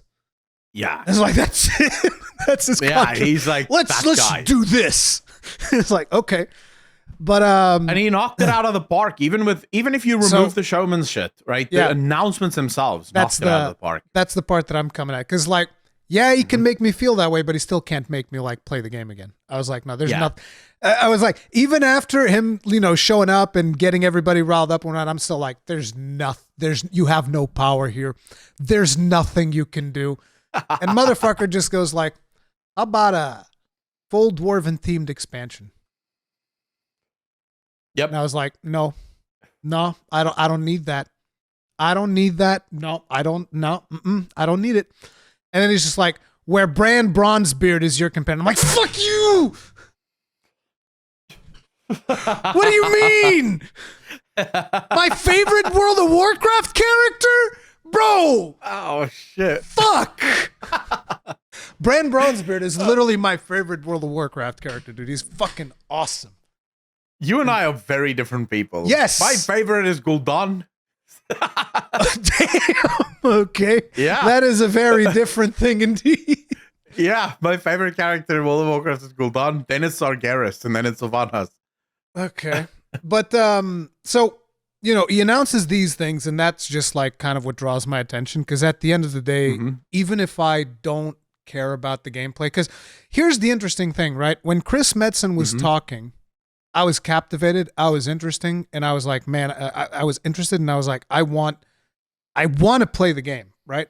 And then they showed the gameplay footage, and I was like, actually, I don't think I do, because you know they're showing those zone pans and whatnot, and I was just like, you get reminded of stuff, and it, you know, there's conflicting feelings there, because I always get reminded, oh, there's this gameplay aspect, there's this thing. So like the main reason why I would want to jump back in is the story, because they're going to dive into the Earthen, which is the original dwarves, and I'm just like huge on dwarves, so it's a full-on dwarven themed expansion. Even just the art and some of the locations and the way that they're just full of dwarven runes and all of this shit, and I was like, I love that. Then there's the Bran Bronzebeard thing, like I'm super into that stuff. But then he goes and he announces it's actually a whole saga, the Worldsoul saga. And this is where you definitely come in, because like lore is your thing. So tell me about the Worldsoul saga and how do you feel about it? Like what do you think about the whole thing with 3 expansions? And try to connect it back to the shit that we have as a story in WoW right now, which is not all great. right. So I'll start with the shit that we have in World of Warcraft right now. This can either be good or bad. I tweeted this out yesterday as well. If Blizzard decides to do scope-wise the same amount of story in each of these 3 expansions as they used to do in the legacy expansions, nothing will change. What would you consider legacy expansion? So legacy expansion, Dragonflight, Shadowlands, BFA, Legion. I'm talking about story scope. So right now I'm not talking about gameplay. There are wonderful things that's been announced with the gameplay. Yeah, and we'll I'm talk sure about we'll talk those about as well, that. yeah. But from a story perspective, if you compare, so I actually have this on a Word document, right? Just all of the different elements that exists in World of Warcraft Dragonflight. So this is the scope of World of Warcraft storytelling for a single expansion, and it's not even everything. I made a script about this. The lore are forcing people to leave World of Warcraft. I made a video about this like 6 months ago. So here is the scope of the story right now in Dragonflight, and this is from launch. You have the Jordan storylines, the Drakthir storylines, Black Dragonflight, Blue Dragonflight, Bronze Infinite, Void, the Primal Incarnates, Decay Elements, Titan Keepers, the Dragonflight as a whole, because there's all of the Dragonflights have individual stories, but then there's also the big story of the dragon aspect and the flight. You have the Naga as a storyline. You have Pirates as a storyline. You have Accolonn as a storyline. And that's just fucking touching the surface. That's not even talking about, sort of the Tuskar and their stories. I sort of left that out because their stories have been sort of kind of ignored as well there. Now you also learn that you don't even have the Primal Incarnates. You actually have each of the Primal Incarnates have their own fucking story as well. So that needs to be split as well. So from a scope perspective, you have probably close to 20-25 elements that can't be told in a single story, because a lot of these are things that take place on their own, right? So these are separate stories that you sort of have to follow the trains of. So what ends up happening is, because you only have 2 years to tell all of these stories, what ends up happening is, remember what I said to you at the beginning, the headline storytelling. Because there's not enough time to tell all of these stories in detail, and by that I mean to take the player alongside you for the story, you have to do this headline storytelling. So this happened, then this happened, then this happened, then this happened. Don't worry how it happened. We don't have time for that. Maybe we'll do a book about that later. And then usually they don't even do a book nowadays, because the books they want to tell stories outside of the game in the books. So you don't even get the books anymore to fill in the gaps of the things that happened in the game. So if Blizzard decided to do that with these expansions, nothing changes. The story remains absolutely crap. So let me just try and break that down a little bit. What from a higher level, I don't know if that's the proper way of expressing that, but like from a high level, a bird's eye viewpoint, what you're expressing is that there's too many scattered stories as opposed to one coherent, and it's not even like it has to be a story. It just needs to be one coherent lore element that kind of propels players towards an objective. That's what you're asking for, yes?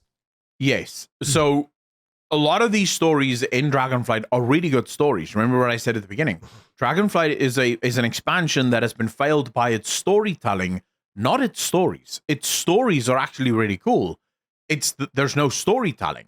There's literally no exposition. There's no beginning, middle, and end to these stories. There's basically just this happened, then this happens, then this happens, because they don't have time for beginning, middles, and ends. Now, if they had all of those elements in each of these 3 expansions, it would again fail, because you're again not leaving yourself enough time to actually tell these stories. But here's where I get, let's say, optimistic. Let's look at the first expansion that was announced, The War Within. The War Within. In The War Within, we know that we get the Earthen Clans, okay? And there's 3 of these Earthen Clans. There's the Machine Whisperers, or the Machine Speakers, I can't remember all of them now. I'd have to check the Oathbreakers, or whatever they're called. They're the ones who broke. I don't know if it's actually Oathbreakers, but the thing is that they've broken their oath, and then there's the ones that have kept the faith the whole time, and they're like the most pure earthen faction. Yeah. Yes. So that is a single story element that can be told in a single story, because ultimately our job is to reunite all of these Earthen Clans back into a full society, because we actually need them to work together. And then the other story element we have is the Arathians. Now, there's some interesting things that's come out about the Arathians, because these are Arathians, but it's apparently not Arathians from Arathi. These are Arathians that left Arathi, right? The Arathi Basin area. They left and they went to a new land, a land that we've never seen before. And from that land, they made their way into these new lands. So there's apparently a lost human kingdom out there that we've never heard of, but that's now an element. So we have their story, and they are wielders of the light. And then we have the Nerubians. That's 3 elements. That's doable in a year and a half, 2-year time. That's doable. You can actually tell incredibly detailed stories because you only have those 3 elements. Most likely during the leveling process, you tell the story of the Earthen clans and how you connect them. At max level, you have the Arathians, and the only place the Nerubians come in is they are attacking the Arathians. So the Nerubians and their war with the Arathians. So you learn about the Arathians and their story, and you attack the Nerubians and put them in their place. One major or big threat is Xalatath. But that's the only big threat that's been introduced. So they've already announced basically that the scope is a lot more condensed. Assuming Assuming that they don't add anything else to that. That's the thing. Of course. Now, what I would say is I am not in any way suggesting that you can only have a main storyline and side missions should never happen. Side missions are fine. And if you want to do side missions, small little contained missions within zones, that is perfectly fine. But that's not what World of Warcraft is suffering from currently, because all of these, the list that I gave you guys at the beginning here, that I spoke about at the beginning here, those are all main stories. That's not side stories. Yeah. That's main stories. So there's just not enough time to cover all of this. You would need 3 expansions to cover all of these things in detail. And this is why most of the people that are playing World of Warcraft, they don't really care about the lore. Like, you ask your average World of Warcraft player, and it's like, I don't care. You know, it's like, why would they care? Yeah, because it's hard to connect, and that I feel like is one of the biggest problems that they have on selling this concept. I mean, in a way, it almost feels like a new beginning, whether it is or not. But it's like, how do you see this connecting to the story right now, and at the same time bringing in new players without just the Metzen effect? Because, of course, the Metzen effect is going to bring in a bunch of people, right? Like, Metzen damn near got me to subscribe right there on the spot.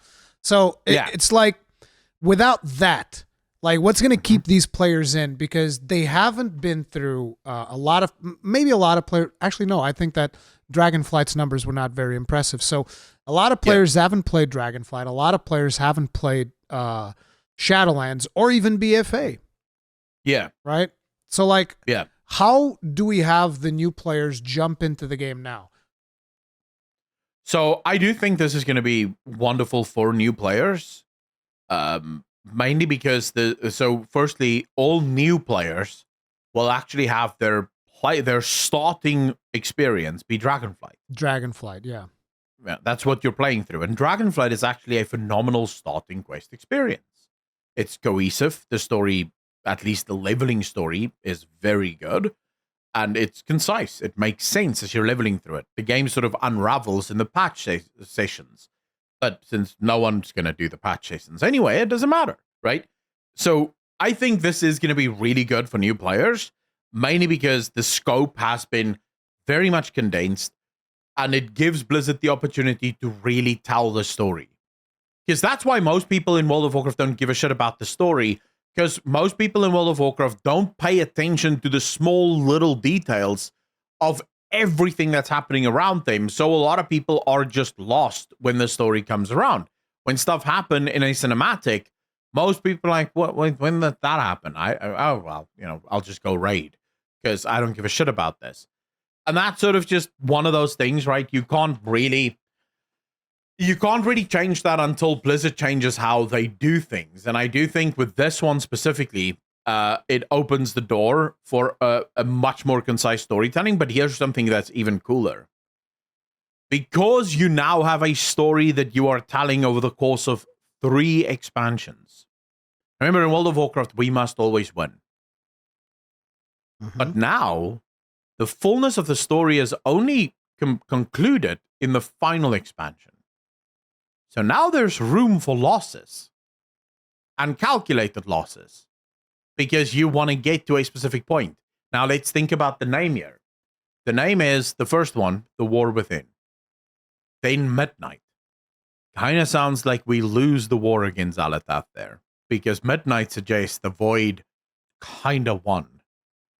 And then we have the Lost Titan. Now, look at you just spoiling everything, dude. What's wrong with you? I'm joking. Dude, I'm just saying what Chris Metzen said, right? Then you have the Lost Titan. Now, depending on how you want to read that, the Last Titan is Azeroth. Well, depends on, because during Mists of Pandaria, when Rathian eats the heart of Lei Shen, there's a voice of Amanthul that says we have to rebuild the Lost Titan. And then Rathian speaks about, why aren't you listening? Why aren't they listening? So there's a weird thing there with what the Lost Titan may actually be. But if we exclude that and say, okay, Lost Titan, it could either be Azeroth, she is the Lost Titan. It could also be that she is the only Titan and that the other Titans are not actually Titans. It could be that Rurikhan finally got his wish at the end of Midnight. And Rurikhan managed to kill all of the Titans. That means that Azeroth truly is the last Titan left. They're all dead. It could also mean that Azeroth is the last Titan to awake. So there's room for losses here. There's rooms for the player to actually lose. And that's something that I think World of Warcraft desperately needs. We need to lose sometimes so that it feels good when we win. It's not good enough when we go into an expansion and we just know how it's going to end. Like, for example, when Blizzard announced that, Farak is going to be the next big bad of 10.2.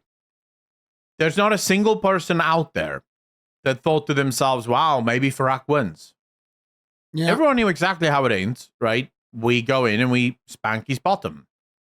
And we walk out with his sword, or his axe, rather. That's just how it goes in World of Warcraft. You see, because all stories must be contained within a single expansion. But now, because you have that, much longer scope in which you're telling the story, you can have losses. And losses are really what brings people together. Losses are really what drives people and unites people against a common threat. I'm super excited. I am super excited because in the past, all three of these expansions would have been a single expansion with the Lost Titan being the final patch of the expansion.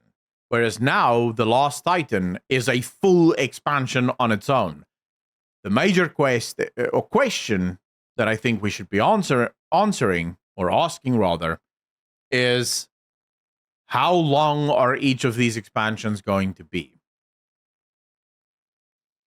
Yeah, that's one of the things that I remember Bellular also talking about. He was asking like, oh, could this be like 2 years? Could it be 18 months? Could it be like every year new expansion? I think that every year, in a way, while it feels too aggressive, it also is a way to get people back into the game. I don't know. I don't know how I feel about it. It's just weird. Just thinking about the whole concept of them saying, oh, we actually have things already planned out for the next 3 expansions. Whereas usually it feels like they're just scrambling to get one expansion off the ground before they even do anything else. I mean, Blizzard have always worked 2 expansions ahead, but that's not exactly what people think or how it works. It doesn't work exactly the way that people think it works. Yeah. Basically, all it means is that usually by the time the next expansion goes into PTR, Blizzard starts working on the next expansion, right? But they're not working on expansions side by side, knowing full well what's going to happen in the next expansion. They have sort of a rough idea of what they want to do in the next expansion, whereas now it feels like they're much more planned out. They know exactly where they want to go with it. As for timing, here's what I have a problem with. It is okay if you want to do yearly expansions, but then Blizzard needs to go, or WoW needs to go free to play with an optional sub fee, because that's what Elder Scrolls Online does. It has yearly expansions. So messy with all of the monetization stuff. That's like you're fully like erect for the concept of these 3 expansions, and then the moment we start talking about monetization, it's just like, oh. See, but I think Blizzard already have everything ready for free to play. They have the tender system that we spoke about in the beginning that is basically the setup for a new battle pass. They have the tender system just to sell tenders on the cash shop. They have all of these mounts on the cash shop anyways. What I would argue for is, and now perhaps more than ever, is that Blizzard needs to do, if they're going to do yearly expansion launches, they can't keep charging $15 a month to play.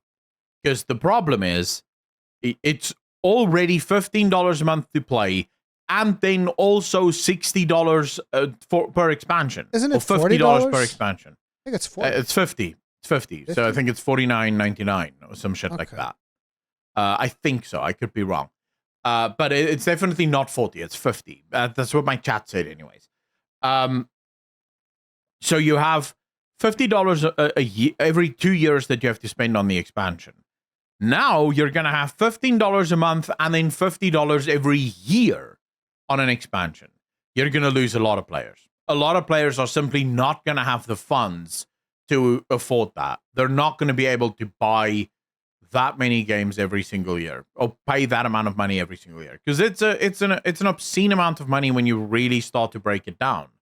Right? You're looking at what, $170, $180 a year for playtime, plus then the $50. So you're looking at $230 yearly just on WoW. And that's excluding anything else that you may or may not be buying on it. That's if you're just paying the sub fee and also buying the expansion every year. Yeah, it is too much money. So yeah. I don't know what the frequency of those is going to be, but I'm not sure that them going free to play is something that I would like. No, I wouldn't like free to play. I'm just saying, if they're going to do yearly expansions, it's almost like they almost have to go free to play at that point with an optional sub fee, like Elder Scrolls Online does, where you get an infinite bag when you sub, right? One of the things that it got me questioning, right, is that as Chris Metzen was talking about all of these things that he was going to be bringing up, we have 3 expansions. We have the War Within, which is a Dwarven expansion.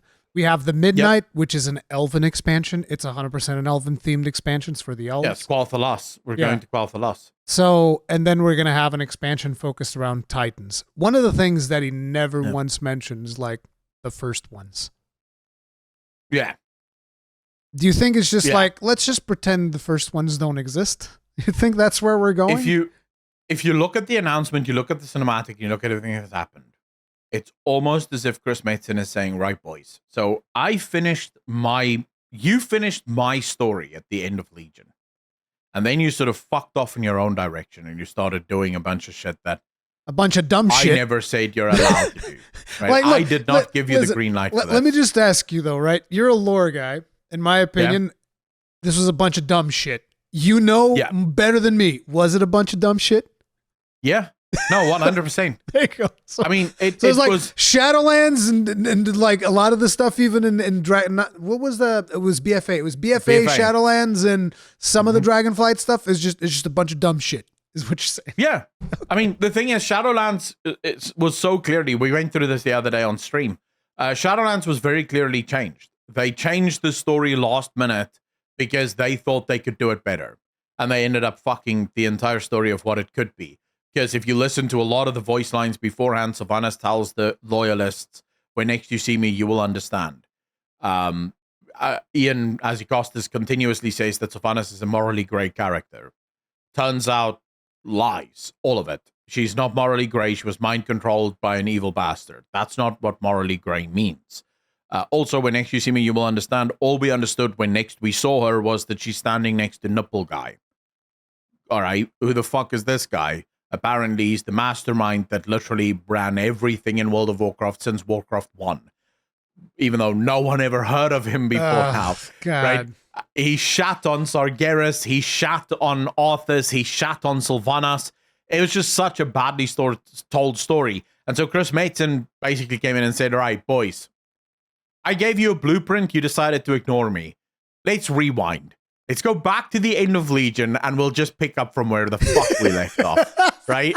We'll just go from the end of Legion, because that's when I finished my story, and we'll now pick my story up from where we left off. Oh god, yeah. And fuck you guys. And it is, because like Legion was when Magni was all going like, oh yeah, no wait, that was BFA.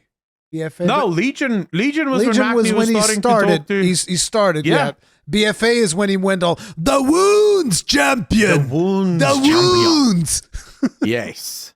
That was the wounds. But he brought up Magni. He's like, the things really play out with Magni, yeah, like all the way back in Legion, because forget about all this other stuff that happened in between. We don't care about that. We'll just call that. It would be interesting if at some point Blizzard would just formally go like, you know what, let's just say that this was alternate universe, like you know, like fan fiction. Okay, let's pretend that these 3 expansions were. Do you think that would actually be a positive thing? Like, imagine if they would officially just say, look, a lot of the stuff that happened in here is just fan fiction. Just forget about it. Would that be a positive thing? I personally, you know, there were 2 ways for Chris Metzen to go about this, and I think he chose the less destructive way. Not the way that I would have chosen. I would have gone in there and smashed all of the Denuser's toys. But he went with the less destructive one, which was to say, we're going to use the parts from BFA and Shadowlands that kind of can work and is somewhat interesting for future storytelling, but we're going to ignore everything fucking else. Because it was just shit. I would have gone in, and it was very easy to do. Just the next expansion, we wake up in Nyalotha, and we realized that the last 2 expansions have basically just been N'Zoth showing us what it looks like when we kill him. Like, what actually happens when we kill him, how Zuval takes over. And we realized that, wait, N'Zoth is not quite a friend, but he's also not quite an enemy. So all of that just turns out to not be canon. I don't... That's the more destructive option, because you're obviously destroying 2 expansions in one go. And a lot of players might not be happy with that. But that's the option that I would have chosen. I think Chris Metzen sort of went, we can't go with that option because there's a lot of gameplay implications there. What do we now do with the Shadowlands? Do we keep it open? Because it technically never happened. What do we do with all the gear and the items and the mounts and the raids and stuff that's there? Do we just nuke those? Right, so he obviously said, okay, we can't do that because there's a lot of people that love collecting shit and they were hoping to collect this shit after the expansion. So we can't nuke it, therefore let's just move on. But no, I personally would have gone in. So there is a way, to answer your question, there is a way to completely nullify at least Shadowlands very easily by just using N'Zoth. It was all a dream. Well, that's not going to happen. So we're going to get those expansions. No. I like I said, the main thing for me is that it's a fully dwarven themed expansion. I want to play an earthen dwarf. That sounds like it'd be fun. I don't think you can finally play on the Horde. You can finally play on the good side. Bro, your capital city's a joke, bro. It's a joke. We are the dominant faction, though. Yeah, you are. It just means that there's a lot of bad World of Warcraft players that they're just playing the Horde. Still, we are the master faction. A lot of edgy boys is what I'm getting at. But anyway, so yeah, the Dwarven thing is what I'm really into. I'm super curious to see how that pans out. The Elven expansion, that would depend on how I feel about the Dwarven expansion naturally. But they're adding some more evergreen systems into the game. Yeah. Literally the most important one, I would say, is Warbands, which is something that I've been screaming from the rooftops. It's like, bro, how come like this is still not a thing? This should have been a thing so long ago. Now, for those of you that didn't follow BlizzCon, what Warbands is basically all of your progression. Well, not all of it at this point, but I think that they're starting with all of the Dragonflight reputations, and then they plan on scaling from there to get everything else. But basically, all of your progress becomes account-wide. Holy shit, dude. How long did that take? Too fucking long is how long it took. It should have been done way earlier. Now, there's a lot of things that we can say as to why it took so long, but yes, basically all of your renown becomes account bound, all of your achievements become account bound, and the login screen is actually really cool now, where it will actually show the 4 or 5 favorite characters that you play. Yeah. That will be all sort of around a campfire somewhere, so you can see all of them, and you can basically, it's just a nice to have. You can mog them out or whatever. Transmogs are becoming a lot easier now, because in the past, for those of you that don't play WoW and maybe just found yourself almost 2 hours into a WoW podcast, congratulations, welcome, welcome to the hell that is WoW. But transmogs used to be, if you're a cloth wearer, you can only collect cloth transmog. You can't collect any of the other transmogs unless it's bind on equip, because it has to be equipped before it can be added to your transmog. They're changing that now with the ability to put everything into your warband bank. So you put it into your warband bank, and any of your other characters can literally just grab it out of there, equip it, and now they have the transmog. So it makes life a lot easier. It also now solves the problem of alt catch-up. In the past, we had very convoluted systems with alt catch-up, where there would be currencies in the game, but in order to get the currency in the game from your main to your alt, you would have to go to an NPC, then you would purchase an item that if you click on the item, it gives you 300 of the currency. Then you take that item and you mail it to your alt. You'll log into your alt, collect the item, right-click on the item, and now your alt has the 300 or whatever currency. Yeah. That shit is gone now. So now they have the ability to basically just make currencies account-wide. No matter what alt or character you collect the currency on, the currencies are account-wide. You can buy with any of your alts, which I think is just very much a quality of life change that is good. And it sort of opens the door for future experimentation, especially now, because it used to be, and this is sort of what I'm taking away from it. The engine was set up in such a way that the game never really recognized that you had alts. So the engine didn't recognize that you had alts. So every alt is its own character. Yeah. According to them, according to the engine at least. But you now have this ability to sort of go, once you have one character to max level, all other characters gain 30% increased XP. Leveling XP. So you can get more alts to max level much faster because you have this one, and it's all part of the warband, and it makes it much easier to get alts up, because alts is part of the game. People nowadays have many, many alts. More importantly for me was like the fact that whenever I would start up an alt, I would always remember, but I've grinded all of these things on my other character, and now I'm doing progression on this character, and that's not going to get sent to my other character. So the best way to play is actually just play my other character and play that. Yeah. Even if at some point in the game that character is garbage because Blizzard absolutely sucks at balancing the game. Or you're just a bit bored of it.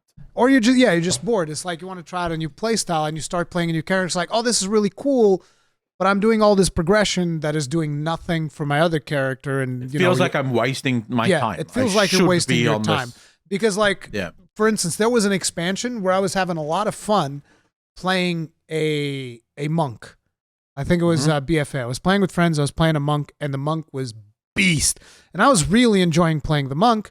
But in the back of my mind, I couldn't really enjoy it as much as I wanted to, because I kept thinking back to, but I don't have these reputations that I've grinded. I don't have these items that I've gotten on my other character. I don't have all of these things that are sitting back in my warrior. I need to figure out a way to play my warrior, and you just couldn't. BFA, the start of BFA, warriors were literally not viable.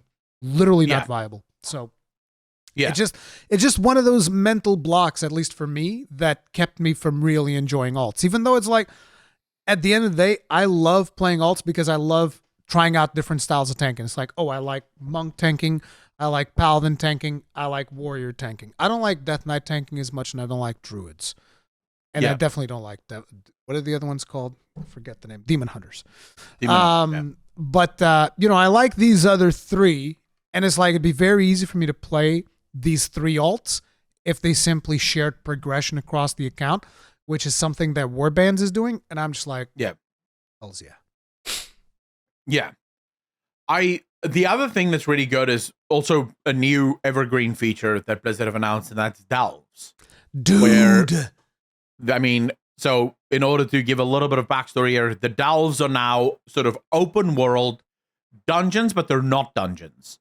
They're instanced, but they're not loading screen based. So you're not going to go through a loading screen. You run through this little fog door, and then you're in this instanced area that you have to progress through. And Blizzard have already said they're breaking all of the rules here. It's not all of the delves are going to be you having to kill a bunch of bosses and then, kill the final boss. Some of them will just be full of puzzles, jumping puzzles, and sort of they can go apeshit with this because it's in the open world and it's only for you. And you have this companion, which was what Rurikhan is so excited about, Bran Bronzebeard, baby. That you'll find me wherever the action is. And what's really cool about this Bran Bronzebeard that's coming with you is that he has his own gear slots as well as his own talents that you can actually spec him into. Yep. In order to supplement your playstyle. So if you need a tank, you can spec him tank and he'll tank for you. If you need him healer, he'll heal for you. So it's sort of like it's an AI NPC that goes with you on these hunts. But now with the Warband technology, that happens across all of your characters. So if you got on my Warlock, for example, which is my main, if I got Bran to level 10 and I decide to switch over to my Paladin, Bran is level 10. Even if I've never done a delve in my life, Bran is already level 10. So I can already use Bran, and I can, hopefully it's sort of like a thing of Bran is level 10, but I can change his gear and have the loadout set for my Paladin. I hope that it's not a case of, if he was a tank for my Warlock, he's a tank for my Paladin, and now with my Paladin, I have to respec him, but then I have to respec him again when I jump on my Warlock. Hopefully it's like separate loadouts for every single one of your characters. But I mean, that's a small detail. Yeah, there'll be an add-on. Yeah. There'll be an add-on if it isn't in the game. Someone will make an add-on that just helps you quick switch between things. That's just how it goes in WoW, right? But the delves are a really cool feature as well. Yeah, because like the idea behind delves is actually something that I really like, because the fact that they're going to put in stuff like some puzzle things. This reminds me of, I remember even telling you about this one adventure that I had in Battle for Azeroth, which is one of the better things that I saw in Battle for Azeroth. There was this scenario that you would go on with this character. This character's he's almost like an Indiana Jones type of character. I forget what his name is, but like back in BFA. Yeah. And you go on this underground thing, and it's like this huge treasure room. And you're going through these rooms that are full of traps and stuff, and you have to be careful how you go about it. And then, mobs spawn, and you kill the mobs, and then you continue, and there's more traps. But it basically almost felt like a self-contained dungeon, except it had these elements that we're talking about with all these traps. And then at the end, you fight this elemental that's like made of gold. And throughout the whole thing, this elemental's like shooting balls of fire at you and whatnot, and you're going around. And I love that. I still remember that, which is one of the few things that I remember from World of Warcraft, because I was like, wow, this was actually really fucking cool. It was a really cool scenario. I just go in there and have a little bit of fun, and then at the end, I don't remember what I even got. I got some random reward, whatever, it doesn't matter. And I was like, this was a cool thing. And it feels like that is what they're doing with delves. There's going to be specific puzzle sections, jumping puzzles, platforms that you're only going to be able to access if you do certain things and whatnot. And that just sounds rife for exploration. And then more importantly, even because like you've been selling this feature as like, oh, this is just for you. It's like, no, this is scalable. Yeah. 1 to 5 players, which is great because you don't always have 5 people ready to do a dungeon, but there's a lot of times where it's just like you and another one of your friends or something, and you're just hanging out in the game, and you can just go do these delves and they will scale to 2 players, which is really cool. And there's actually multiple difficulties. So you're going to be able to, depending on what kind of difficulty setting you want, you're going to be able to choose, okay, I want to go super hard or I want to go super chill, right? Depending on your level and how good you play. this is a really good evergreen feature, but there is a downside to this kind of evergreen system, and that is that it is a very active evergreen system. Every expansion, Blizzard will have to design new delves.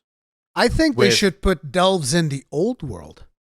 Like slowly. Just be like, oh, we added a delve to friggin' what's the starting dwarven zone? I forget. The snowy whatever. Dunmarog. Yeah, we just added a delve into Dunmorrow. Or we just added a delve in Duratan. It's Duratan, right? That is called your place? Duratar. Yeah, that thing. Yeah. We just added one of those in there. Now you can go there and you can go do it. Have fun. You know? Yeah, so I would say they're gonna do that. If you look at where the next expansion takes place, Midnight takes place in Quel'Thalas. We already know that Quel'Thalas is going to get a massive revamp. Most likely Silvermoon City is going to get a massive revamp as a result of this. The Ghostlands will probably get a massive revamp as a result of this. Most likely they will finally Where is Quel'Thalas in the map? Remind me. Eastern Kingdoms right at the top. The very top of Eastern Kingdoms. It's an instanced area currently. Like you have to go through that instance into Silvermoon, Ghostlands, because it was added in TBC. Oh wait, I remember. Quel'Thalas was the where Kael'thas was in that dungeon. We used to do dailies there. That's what Quel'Thalas is. Okay. Yeah. I did not remember what the fuck that was. Dude, I spent so much time in that godforsaken place. God damn it. Doing those bombing runs? Dude, every day. We're going back to Quel'Thalas. And then Lost Titan goes back to Northrend. So Blizzard is already, what Blizzard is going to do is, I believe that so after this Worldsoul saga, the next saga, so the next 3 expansions, is going to be exactly the same thing. The first expansion will have a new continent with a new areas to explore. Wait. Hold that thought. I'm sorry. It's just I want to try and get us in a little bit of structure. There's one more thing that we have to say about delves, and then I'll jump us back here, which is delves are going to be an endgame activity. So this means that they're also going to be in that disgusting thing that I hate and loathe, and this is not being ironic. I fucking hate this feature. I think it's a terrible feature. I'm Great with you. Vault. Yeah. It's going to be in the Great Vault, but the good news is that you can get up to like Mythic plus 15 gear. From 5 to Mythic plus 15, which is like the highest tier of loot that you can get, I think, out of world content or something like that. I think you can get much higher than that. I just wanted to bring that up. It's heroic. So it's heroic end boss gear level or 5 to 15 Mythic plus. Yeah. So the gear level is quite good. It's not Mythic, but that's fine. It doesn't have to be Mythic, but it's good enough. They've removed PvP entirely from the vault, which I think is a really good thing. Yeah. Instead, you now just get more conquest that you can buy gear from, and that's perfect. So, yeah, I don't mind the vault now as much because... I do. I hate it. It rewards people that just want to play the game. But it's like, I just wanted you to, like, exercise this as a thought process. How about, imagine this. What if I just remove the vault and add 2 more loot drops to every Mythic Plus, 2 more loot drops to every raid boss? Hell, the raid boss probably more, like 3 or 4. To be fair... I would absolutely be for that more than I would be for the vault. And I solved the vault problem. Look at that. I solved it. Just 2 more drops of loot in a dungeon. That's it. Problem solved. Not according to Blizzard. According to Blizzard, you haven't solved it because for Blizzard, it's all about the engagement. The vault drives engagement. I would literally play the game more if the vault wasn't there. I know, but Blizzard seems to think that the stats seems to show that people are playing more when those are the same stats that like, oh, man, guys, everybody loves Torghast. Look, everybody loves it. Everybody's playing it. It's like, well, no shit. You pointed a gun at our tunes' heads and said, play it or else. I don't know if you picked up, but Ian himself finally admitted what I have been saying for fucking years, which is their failings with Torghast was that they put player power into Torghast. Yeah. Like, Ian fucking admitted that. So I like the direction and even the philosophy of delves. But now what I wanted to say and where I sort of twisted myself out of my own point was the problem with delves as an evergreen feature is that it is an active evergreen feature, meaning that in Midnight, when we go to Quel'Thalas, Blizzard will be forced to design yet another 13 delves that is now in Quel'Thalas. And then when we go to Northrend, Blizzard will be forced to do another 13 or 14 delves. But the thing is, they have those guys that they bought from that Battle Royale spell game. I forget the name. They have those guys. Put them to work. Yeah, but here's the problem. Blizzard have already said that they want to commit to a new evergreen feature every single expansion. So Midnight will add not only just delves back to the game, but now another evergreen feature that comes in. So now you have two teams that's basically working non-stop, making delves and making whatever other evergreen feature. Then you get the last expansion, the last Titan of the Saga, and now you have three teams that's basically just constantly working. The secret behind evergreen is you have to have a mix. It needs to be scalable, is what you're saying. I would love, what I would love from Blizzard is if you have like delves now, which is an active system, meaning active development is required. In Midnight, when you add the evergreen feature, make it a passive evergreen feature. So bring back Torghast, move it into Karazhan, call it the Tower of Karazhan, give it 150 floors, make it super fucking difficult, make it gear agnostic. So when you enter, you have 0 item level. All the gear you get inside the tower. You're literally describing only in the tower. You're describing deep dungeons, yeah. Exactly, right? Deep dungeons is a great example of a passive evergreen system because it doesn't matter what expansion you're in.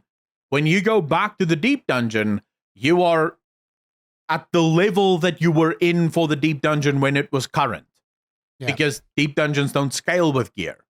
You don't take your normal gear into it. I would like to see Blizzard maybe alternate. So one expansion, an active evergreen system, the next expansion, a passive evergreen system, and so on and so forth. Because you do start running into some serious issues if you continuously add active evergreen systems. Because in about 6 expansions from now, your entire team is focused on just hardcore trying to make all of these evergreen systems in the game. Now, there's also a little bit of a benefit to this, which I really hope that Blizzard can hone. We get tons of content. We do get tons of content, but the other benefit you get... I can't believe that I just said we. You know what I'm saying? Yeah, well, you're already there, bro. My brain, it didn't even think. It was just like, yeah, we get tons of content. It's like, what do you mean we, motherfucker? That's like, the Metzen now effect, the rational part of my brain kicked in. It's like, what the fuck do you mean we? How those words even came out of your mouth? Metzen has you, bro. You will be pre-ordering that in the next week. You don't have to worry about it. Stop. But the thing is, right? So, the one good thing about these delves is if Blizzard can get the same team to design delves for every single expansion, that team becomes a specialist specializing in delves, meaning they get better over time. And before you know it, you start to get some incredible delves because these people have hyper specialized. This is what they do. They make delves and they know exactly how to make them well. It's like kind of why Baldur's Gate 3 is such an incredible game, right? The people that worked on Baldur's Gate 3, they started by making Divinity Original Sin 1. Then they made Divinity Original Sin 2. And now they make the Baldur's Gate 3. And the progression is, it's the same game just done better every single time. Because we get better at doing it every single time. It's like delves to me actually seem more appealing at this point than dungeons. Because... you know, dungeons are going to suffer from that whole thing of like, you got your Mythic Plus, you got your root. It is super static and it's a solved game the moment the game comes out. And it's just, you're just going through the motions, which is not interesting. This is actually the reason why I stopped Savage raiding in Final Fantasy XIV, to give you an idea, is because I got a group of friends together and we said, we're going to Savage raid without looking at guides. We didn't look at guides. Just like you did with your Mythic team, right? We didn't look at guides. We started Savage raiding. We did the first tier. We completed the first tier. and then we got to the second tier, and we did the second tier all the way up to the final boss of the second tier. And that's when we got to a point where we couldn't progress. And the reason we couldn't progress because we're only raiding like 3 nights a week for 2 hours. That's it. 3 nights a week, 2 hours, no more. And the problem with that ends up being that you don't practice the boss enough. And the bosses in Savage are just, particularly P8S, was just super hardcore. And so eventually we're like, we're failing mechanics and we don't understand why. Because there's, there's these layering mechanics. So we finally go and we watch a guide, and the mechanics actually didn't make any fucking sense. Because it's like, you did something one way, and then midway through the fight, that mechanic shows up and it seems like it's the same thing, but everything is in reverse. And there's no indication that the mechanic is in reverse. And so we were just like, well, what the fuck? We solved this mechanic on this part of the fight, and then on this other part of the fight, the mechanic is in reverse, but there's no indication that the mechanic is in reverse. How the fuck are we supposed to know that? And I guess it's one of those things where this was the first time we were Savage raiding. And so the other people that have Savage raided before in other tiers, they're going like, oh, let's try it in reverse. And I was like, how the fuck was I supposed to know that? So we keep, we kept failing. And then eventually when we got to that point, we ended up just like, okay, I lost interest the moment that we were forced to look at guides, right? Going through the motions is not as interesting to me as solving the puzzle. Solving the puzzle is where it's at, which is why I lost a lot of interest in Mythic Plus.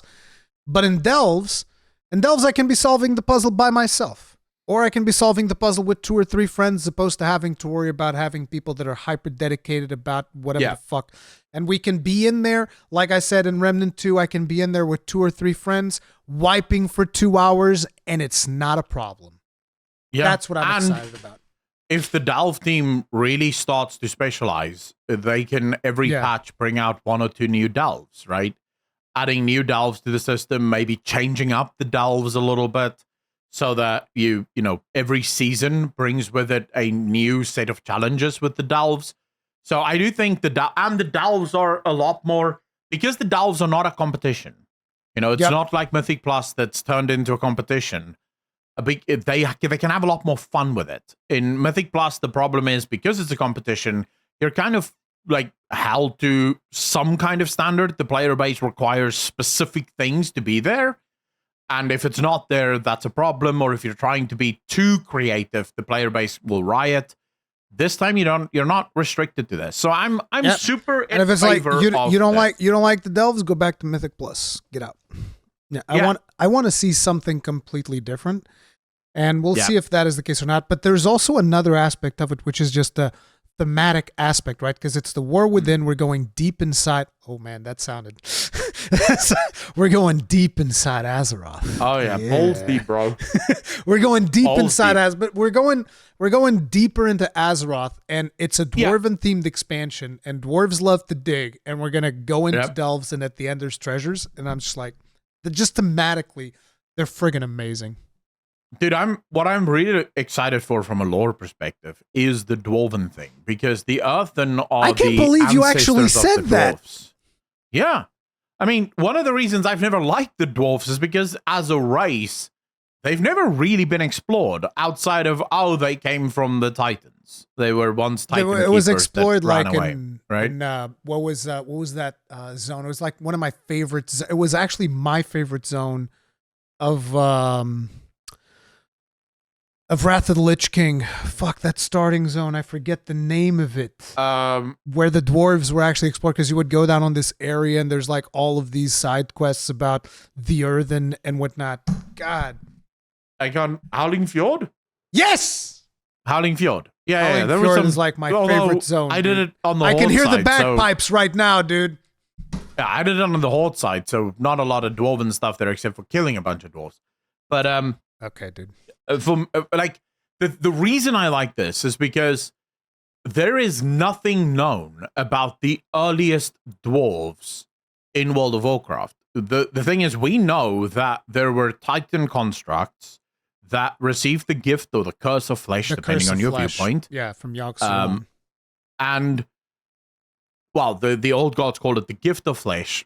The Titans call it the curse of flesh. So it's sort of like make your decision on what you think there. But those earliest dwarves for some reason, never actually recorded any of their history.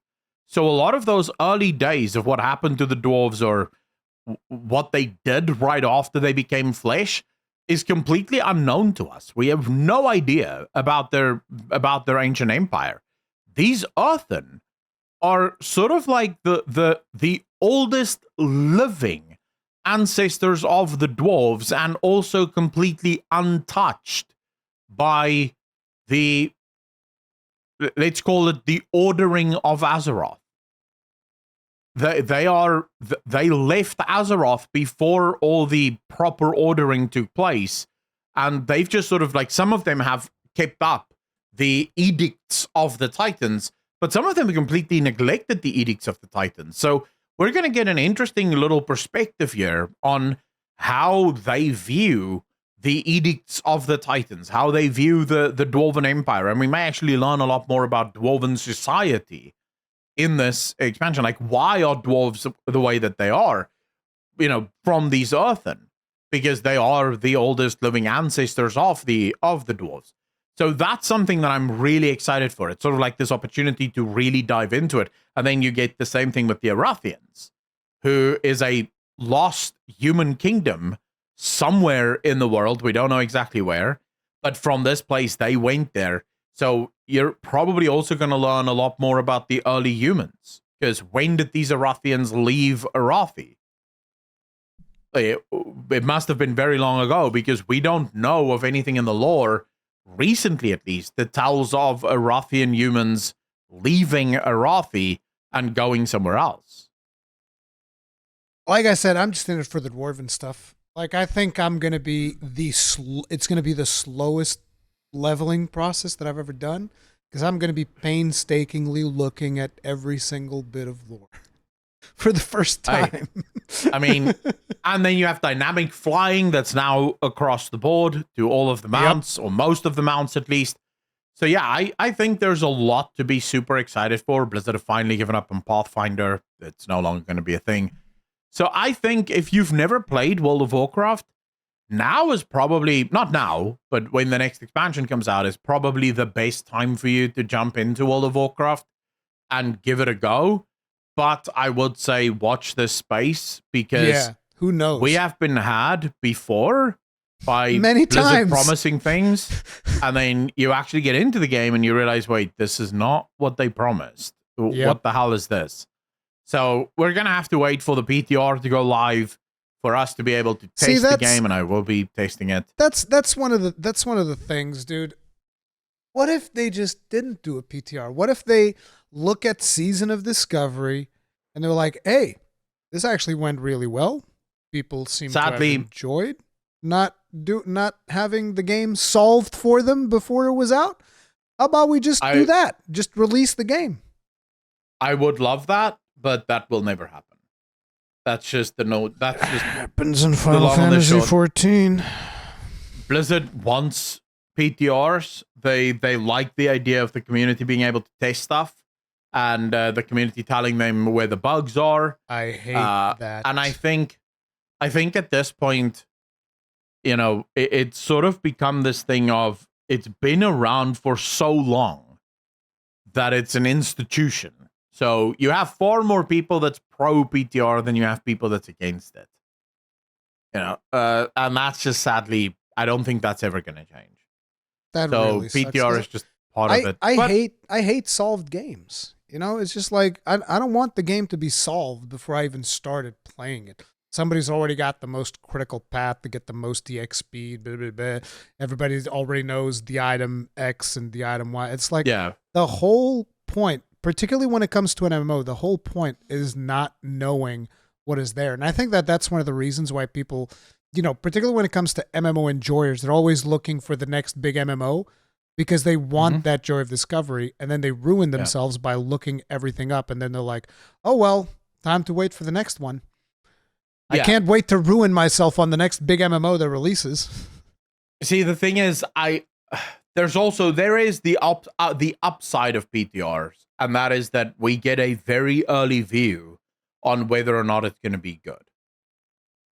You can usually tell from the alpha, this is not going to be good. right? This is a giant cock up. In Shadowlands, we were all warning pretty much from the alpha, this is not working. What you guys are doing here isn't working. This is going to be bad. We had Asmongold saying it. We had Preach even in an interview with Ian highlighting the things that's going to go wrong. And Blizz was like, nah, don't worry, fam. We've got this. We have the ripcord that we can pull. Apparently, they didn't have the ripcord, but that was an interesting lie at the time. So, but it at least does mean that players that want to buy the game get a very honest representation very early on whether or not they should buy the game, because it's available for testing pretty much from the off. I don't know. I would still prefer not having the game solved. No, I would prefer it, but there's you have to look for bright sides to the fucking dark cloud that is PTR. I would much prefer if the internet could agree to not spoil things, and also that the PTR could agree to not fucking exist. But since that is wishful thinking, you kind of have to take the one silver lining from it. So there's a feature that they've also announced that I'm not exactly sure how it's going to pan out, and it's kind of weird to me, which was the hero talents. Yeah. It's like we've just had revamped talent trees, and Blizzard on this expansion, they're like, oh, and also we're adding more things. Now, they haven't at least I don't think they've clarified, feel free to correct me, as if whether or not these are things that are going away after the next expansion, or if these are things that are staying forever. No. These are things that's staying forever. I mean, they can't keep doing that, though. Well, this time around, what makes these hero talents really, really interesting is that the hero talents simply augment existing abilities. The hero talents do not add new abilities. So, for example, one of the things they showed off was the Stormbolt that warriors have. It becomes AoE if you're a mountain thane. Yeah. There's a if you do Thunderclap, all of the enemies that's affected by your Thunderclap gets the Stormbolt. So that's sort of how the hero talents operate, and if you think about the way in which the hero talents operate, you are able to get all of them. So it's not a choice of, oh, should I do this or should I do that? The choice becomes every spec or every class will get 3 hero talent clusters, and every spec will have an option between two of the 3 hero clusters. The hero cluster will change the way you play.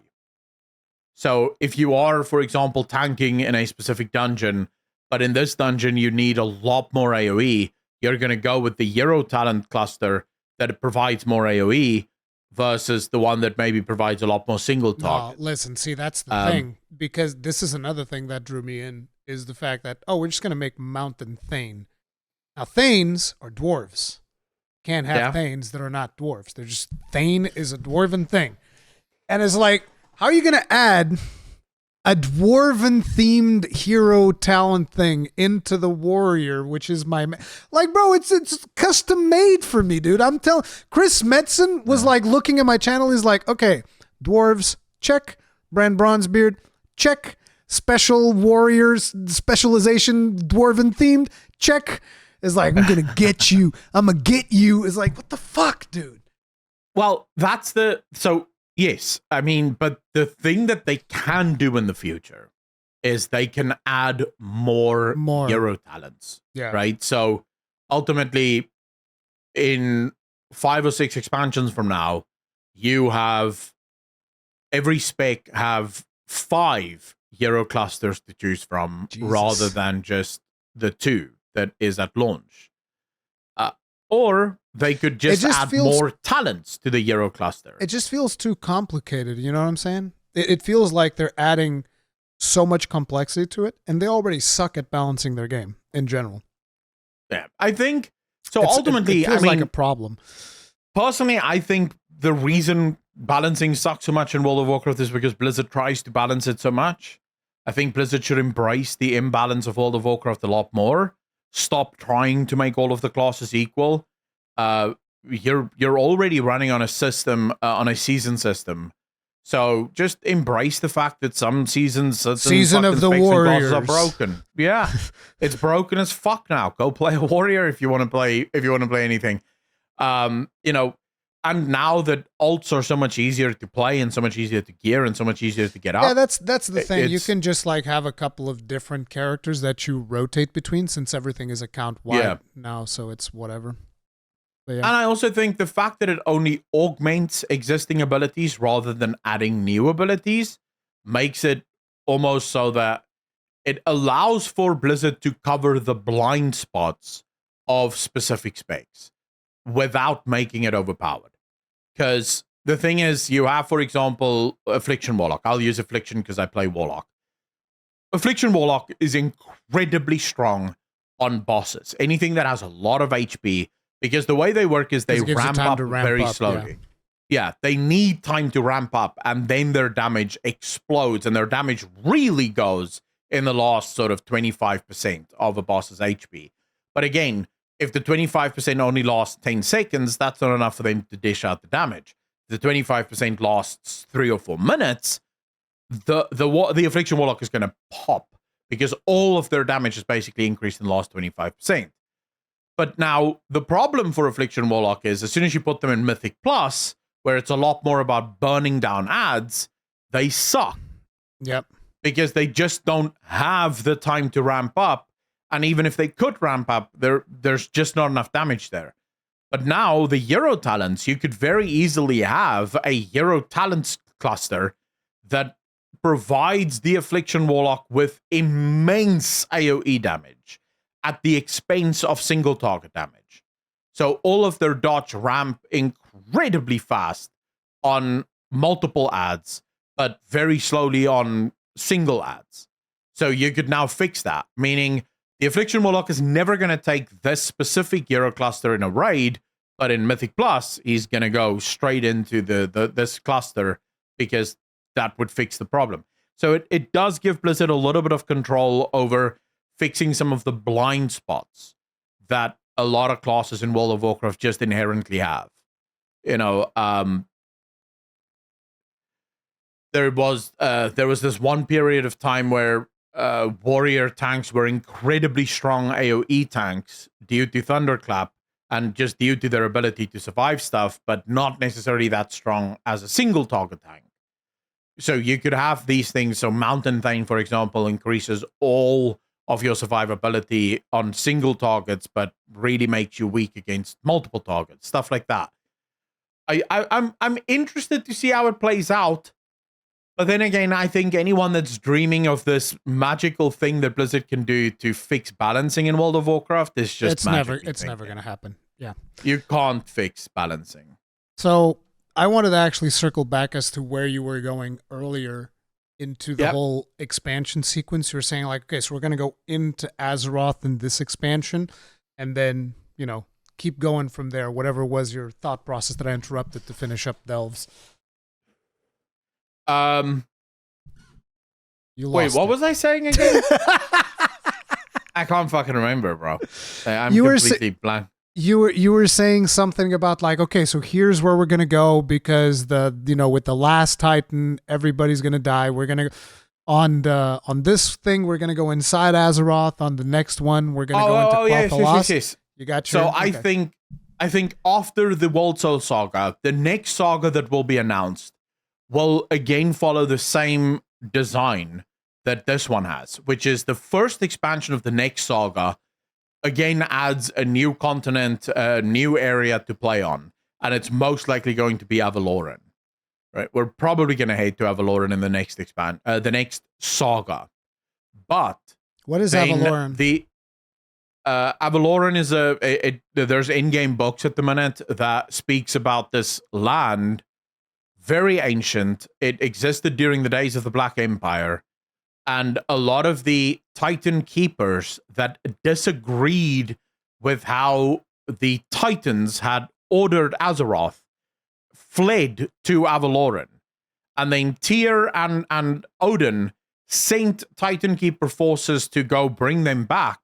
And none of those Titan Keeper forces ever returned. They were slaughtered in Accolonn. So whatever exists in Accolonn is incredibly powerful, incredibly ancient, and it is a part of the world that we have never seen before. We also know of a green dragon that wanted to explore the storming seas.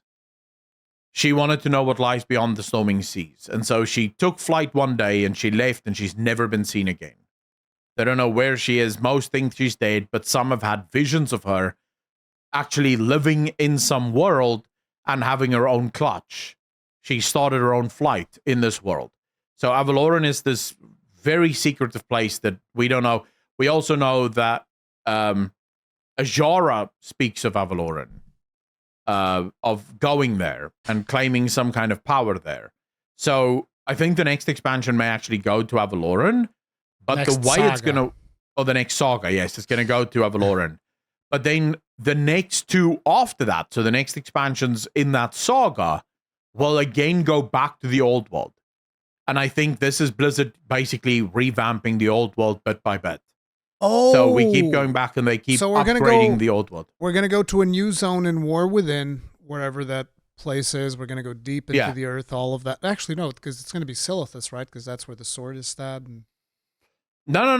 The new place is just next to Pandaria. It's sort of between Pandaria and Kalimdor. That's where you go down. Okay. Well, we're going to go there, to that location, and then we're going to go to a familiar zone, which is Quel'Thalas. And they're going to expand on that, and that's what you're saying. So in Midnight, they're going to expand on they're going to expand on the old world, and then in the last Titan, they're going to expand on the old world some more because we're going to be going to Northrend. Yeah. So they're revamping Northrend and Quel'Thalas. When he said Old War, bro, the best raid ever. Come on, man. Yep. Why you got to do me dirty like that? Ugh. So, I mean, we're going back to the only part of the Worldsoul saga that I don't give a shit about, it's Midnight. I don't care about Midnight. No, that's the one I'm most excited for. I just want to skip from War Within to the last Titan. Let's just skip the Elven bullshit, dude. Unless we get to burn another tree. Can I burn another tree? Can I burn Quel'Thalas too? So I'm gonna hire Sylvanas to burn Quel'Thalas. The high elves don't have trees. They have the Sunwell though, but they don't have trees. Let's burn that too. The Sunwell can't really burn, and also you would probably kill everyone if you tried. That thing houses so much power, it would explode in epic proportions. No, I'm personally excited for all three of the expansions from a story perspective, at least. I think it's going to be absolutely epic. It may actually be the expansion where they decide to bring Sylvanas back, because Quel'Thalas was her home. Yeah, that's where she fell to Arthas. So that may be the expansion they decide to bring her back in. Don't know yet. We'll have to wait and see. But no, I'm personally very excited because I think the end result of all of these sagas is ultimately the old world dying completely and becoming part of the new world. So the old world will eventually completely be revamped. And the only way for you to access the old world will be through Chromie time. So if you just log into World of Warcraft, you start, say, from scratch, brand new character, you go through the island. Once you're done with the island, you get taken to Dragonflight, to the Dragon Isles. You play through the Dragon Isles, then you start with the Worldsoul saga, play through that, obviously go to Quel'Thalas, go to Northrend, then you start the next saga, go to that world, then some old zone that's been revamped, through all of these world sagas, and as a new player, you never set foot inside the old world of World of Warcraft. If you want to see the old world of World of Warcraft, there's two ways of doing that, and that is the Chromie time, or more specifically, the classic gameplay. So you play WoW Classic, WoW TBC Classic, Wrath Classic, Kata Classic.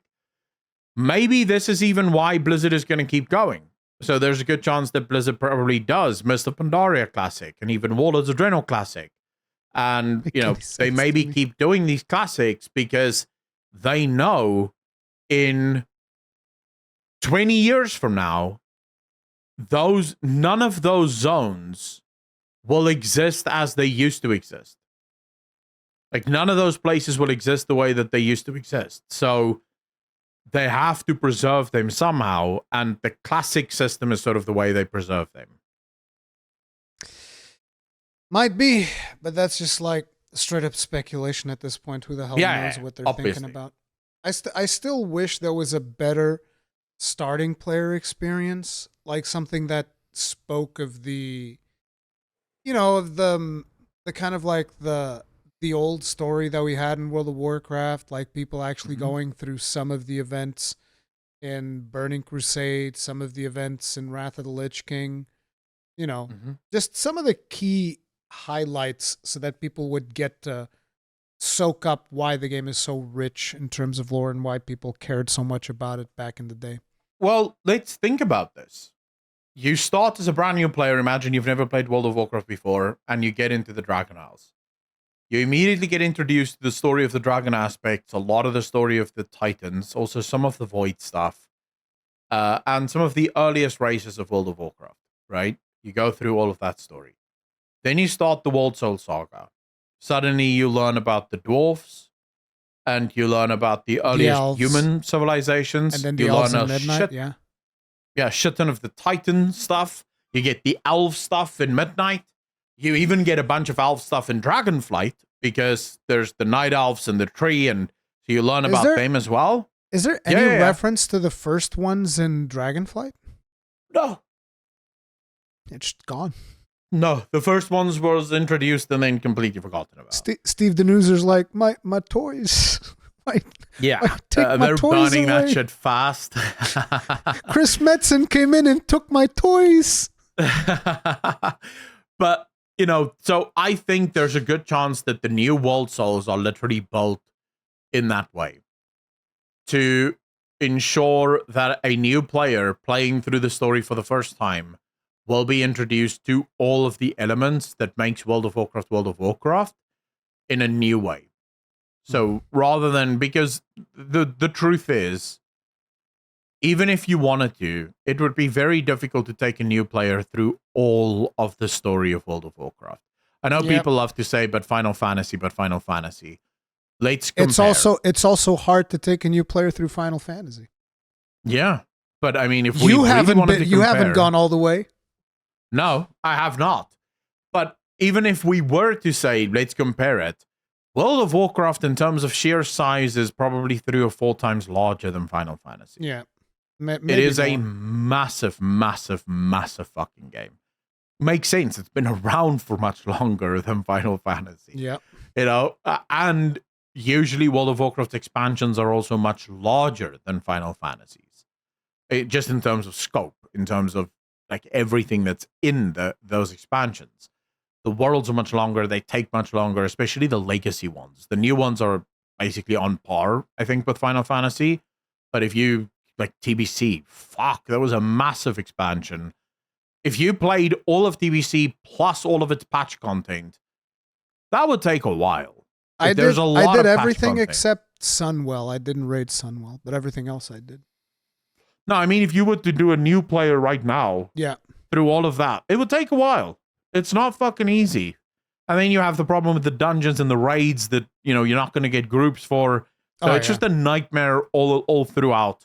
You can't really get a new player through the whole playing experience. Yeah, which is why I'm saying, like, just key events, like, for instance, just have a player go through a scenario where they join, like, a mob of NPCs that are beaten down on the Lich King.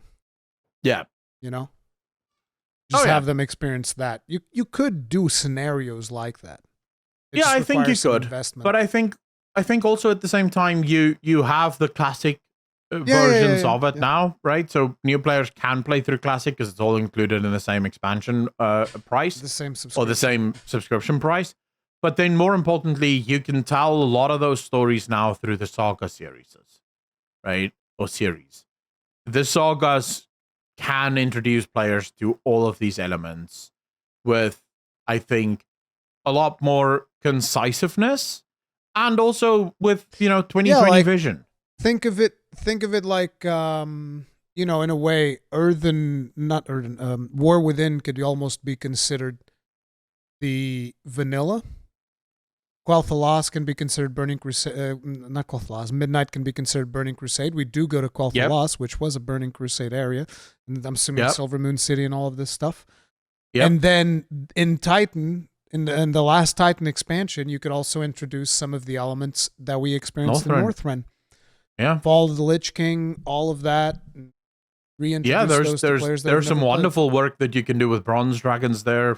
Quest lines that maybe show players why Northrend looks the way that it looks, show players how Arthas became the Lich King, the whole history of that world. So again, you have this, and remember, they always say that hindsight is 20/20 because you can see the mistakes for what they are after you've seen them. Well, this is Blizzard's opportunity to basically look back at the past of World of Warcraft and be like, one of our biggest mistakes is we never made our expansions to be replayable for a new player. Our expansions have always pretty much existed to only really matter when they're current. Yeah. We can now make our expansions fully replayable for a new player. And this is where I would immediately say things like the AI technology that they're testing with Bran would actually maybe become really helpful once the next expansions come around. So once the next Saga comes around, you can go, right, in order to get through the War Within, a player will have to play all of the main storyline, plus all of the patches for the expansion, including all of the raids. But the raids can be done with NPCs. Oh. So you don't need to get a group together. You have AI NPCs that go with you. Just to experience the story. Yeah, it's just like a story version of the raid. So you can see what the story is actually like. And then you move on. And you've played through all of this, so you know the entirety of the story. And then you go into the next saga. That would be what I would do, at least in order to preserve the lore and history of World of Warcraft, because that's the thing that we've been complaining about for a really, really long time. If I had the pull to actually discuss this with a Blizzard employee, I would love to ask Metzen about this and why they've never thought about this. Like, this element of it. Hey, by the way, Metzen, you're invited to join us anytime you want. Yeah, fuck it. He's more than welcome. Yeah, dude, let's go. Dude, I would love to get Metzen onto a podcast, but sadly, Blizzard won't even speak to me. So, is what it is. Look, you've said bad things about Bobby. They don't appreciate that. Well, not just Bobby. I've called Ian a C word. Well, you know. I've called the Newser a C word multiple times. So, I just don't think any of them wants to speak to me, which is fine. It is what it is, but that would be my main question. Why have every expansion been designed in such a way that it's lost to time? Once it's done, and you can't ever really experience it again as it was meant to be experienced. But yeah, overall, I'm super hyped, right? I'm very, very hyped for this next expansion. It's one of the first times in a long time that I can honestly say the things that Blizzard announced are things that I wanted to hear. There's not a single red flag for me. I mean, I would say these announcements. I would say that Dragonflight was also overall pretty good. Dragonflight was very good, but it had its red flags. You know, there were things that sort of right off the bat, no one was really super hyped for it. The cinematic already failed Dragonflight. Whereas this time around, that's clearly not the case, right? Everyone saw that first cinematic and like, what the fuck? All right, this is cool. Let's see what goes on here.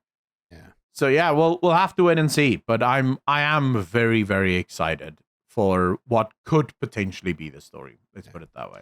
But like I said, guys, keep in mind that, like, look, I just wanted to have a conversation about World of Warcraft because I've played World of Warcraft for such a massive chunk of my life. And at the end of the day, for as much as I try to get away from it, it's like that ex that won't quit. But I am not recommending that you go out and buy the game and play the game or anything of that nature.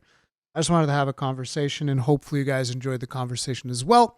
For now, that is going to be it. There will be links to stuff for Accolonn in the description of this video. And if you guys enjoyed it, hit the like button, subscribe, bell notification icon, all that jazz. Make sure to check out Accolonn's content. He's always doing speculation, lore things, and plenty more, as well as reactions and whatnot. So yeah, we'll see you guys in the next one. Y'all stay strong, stay safe. Peace out. Peace.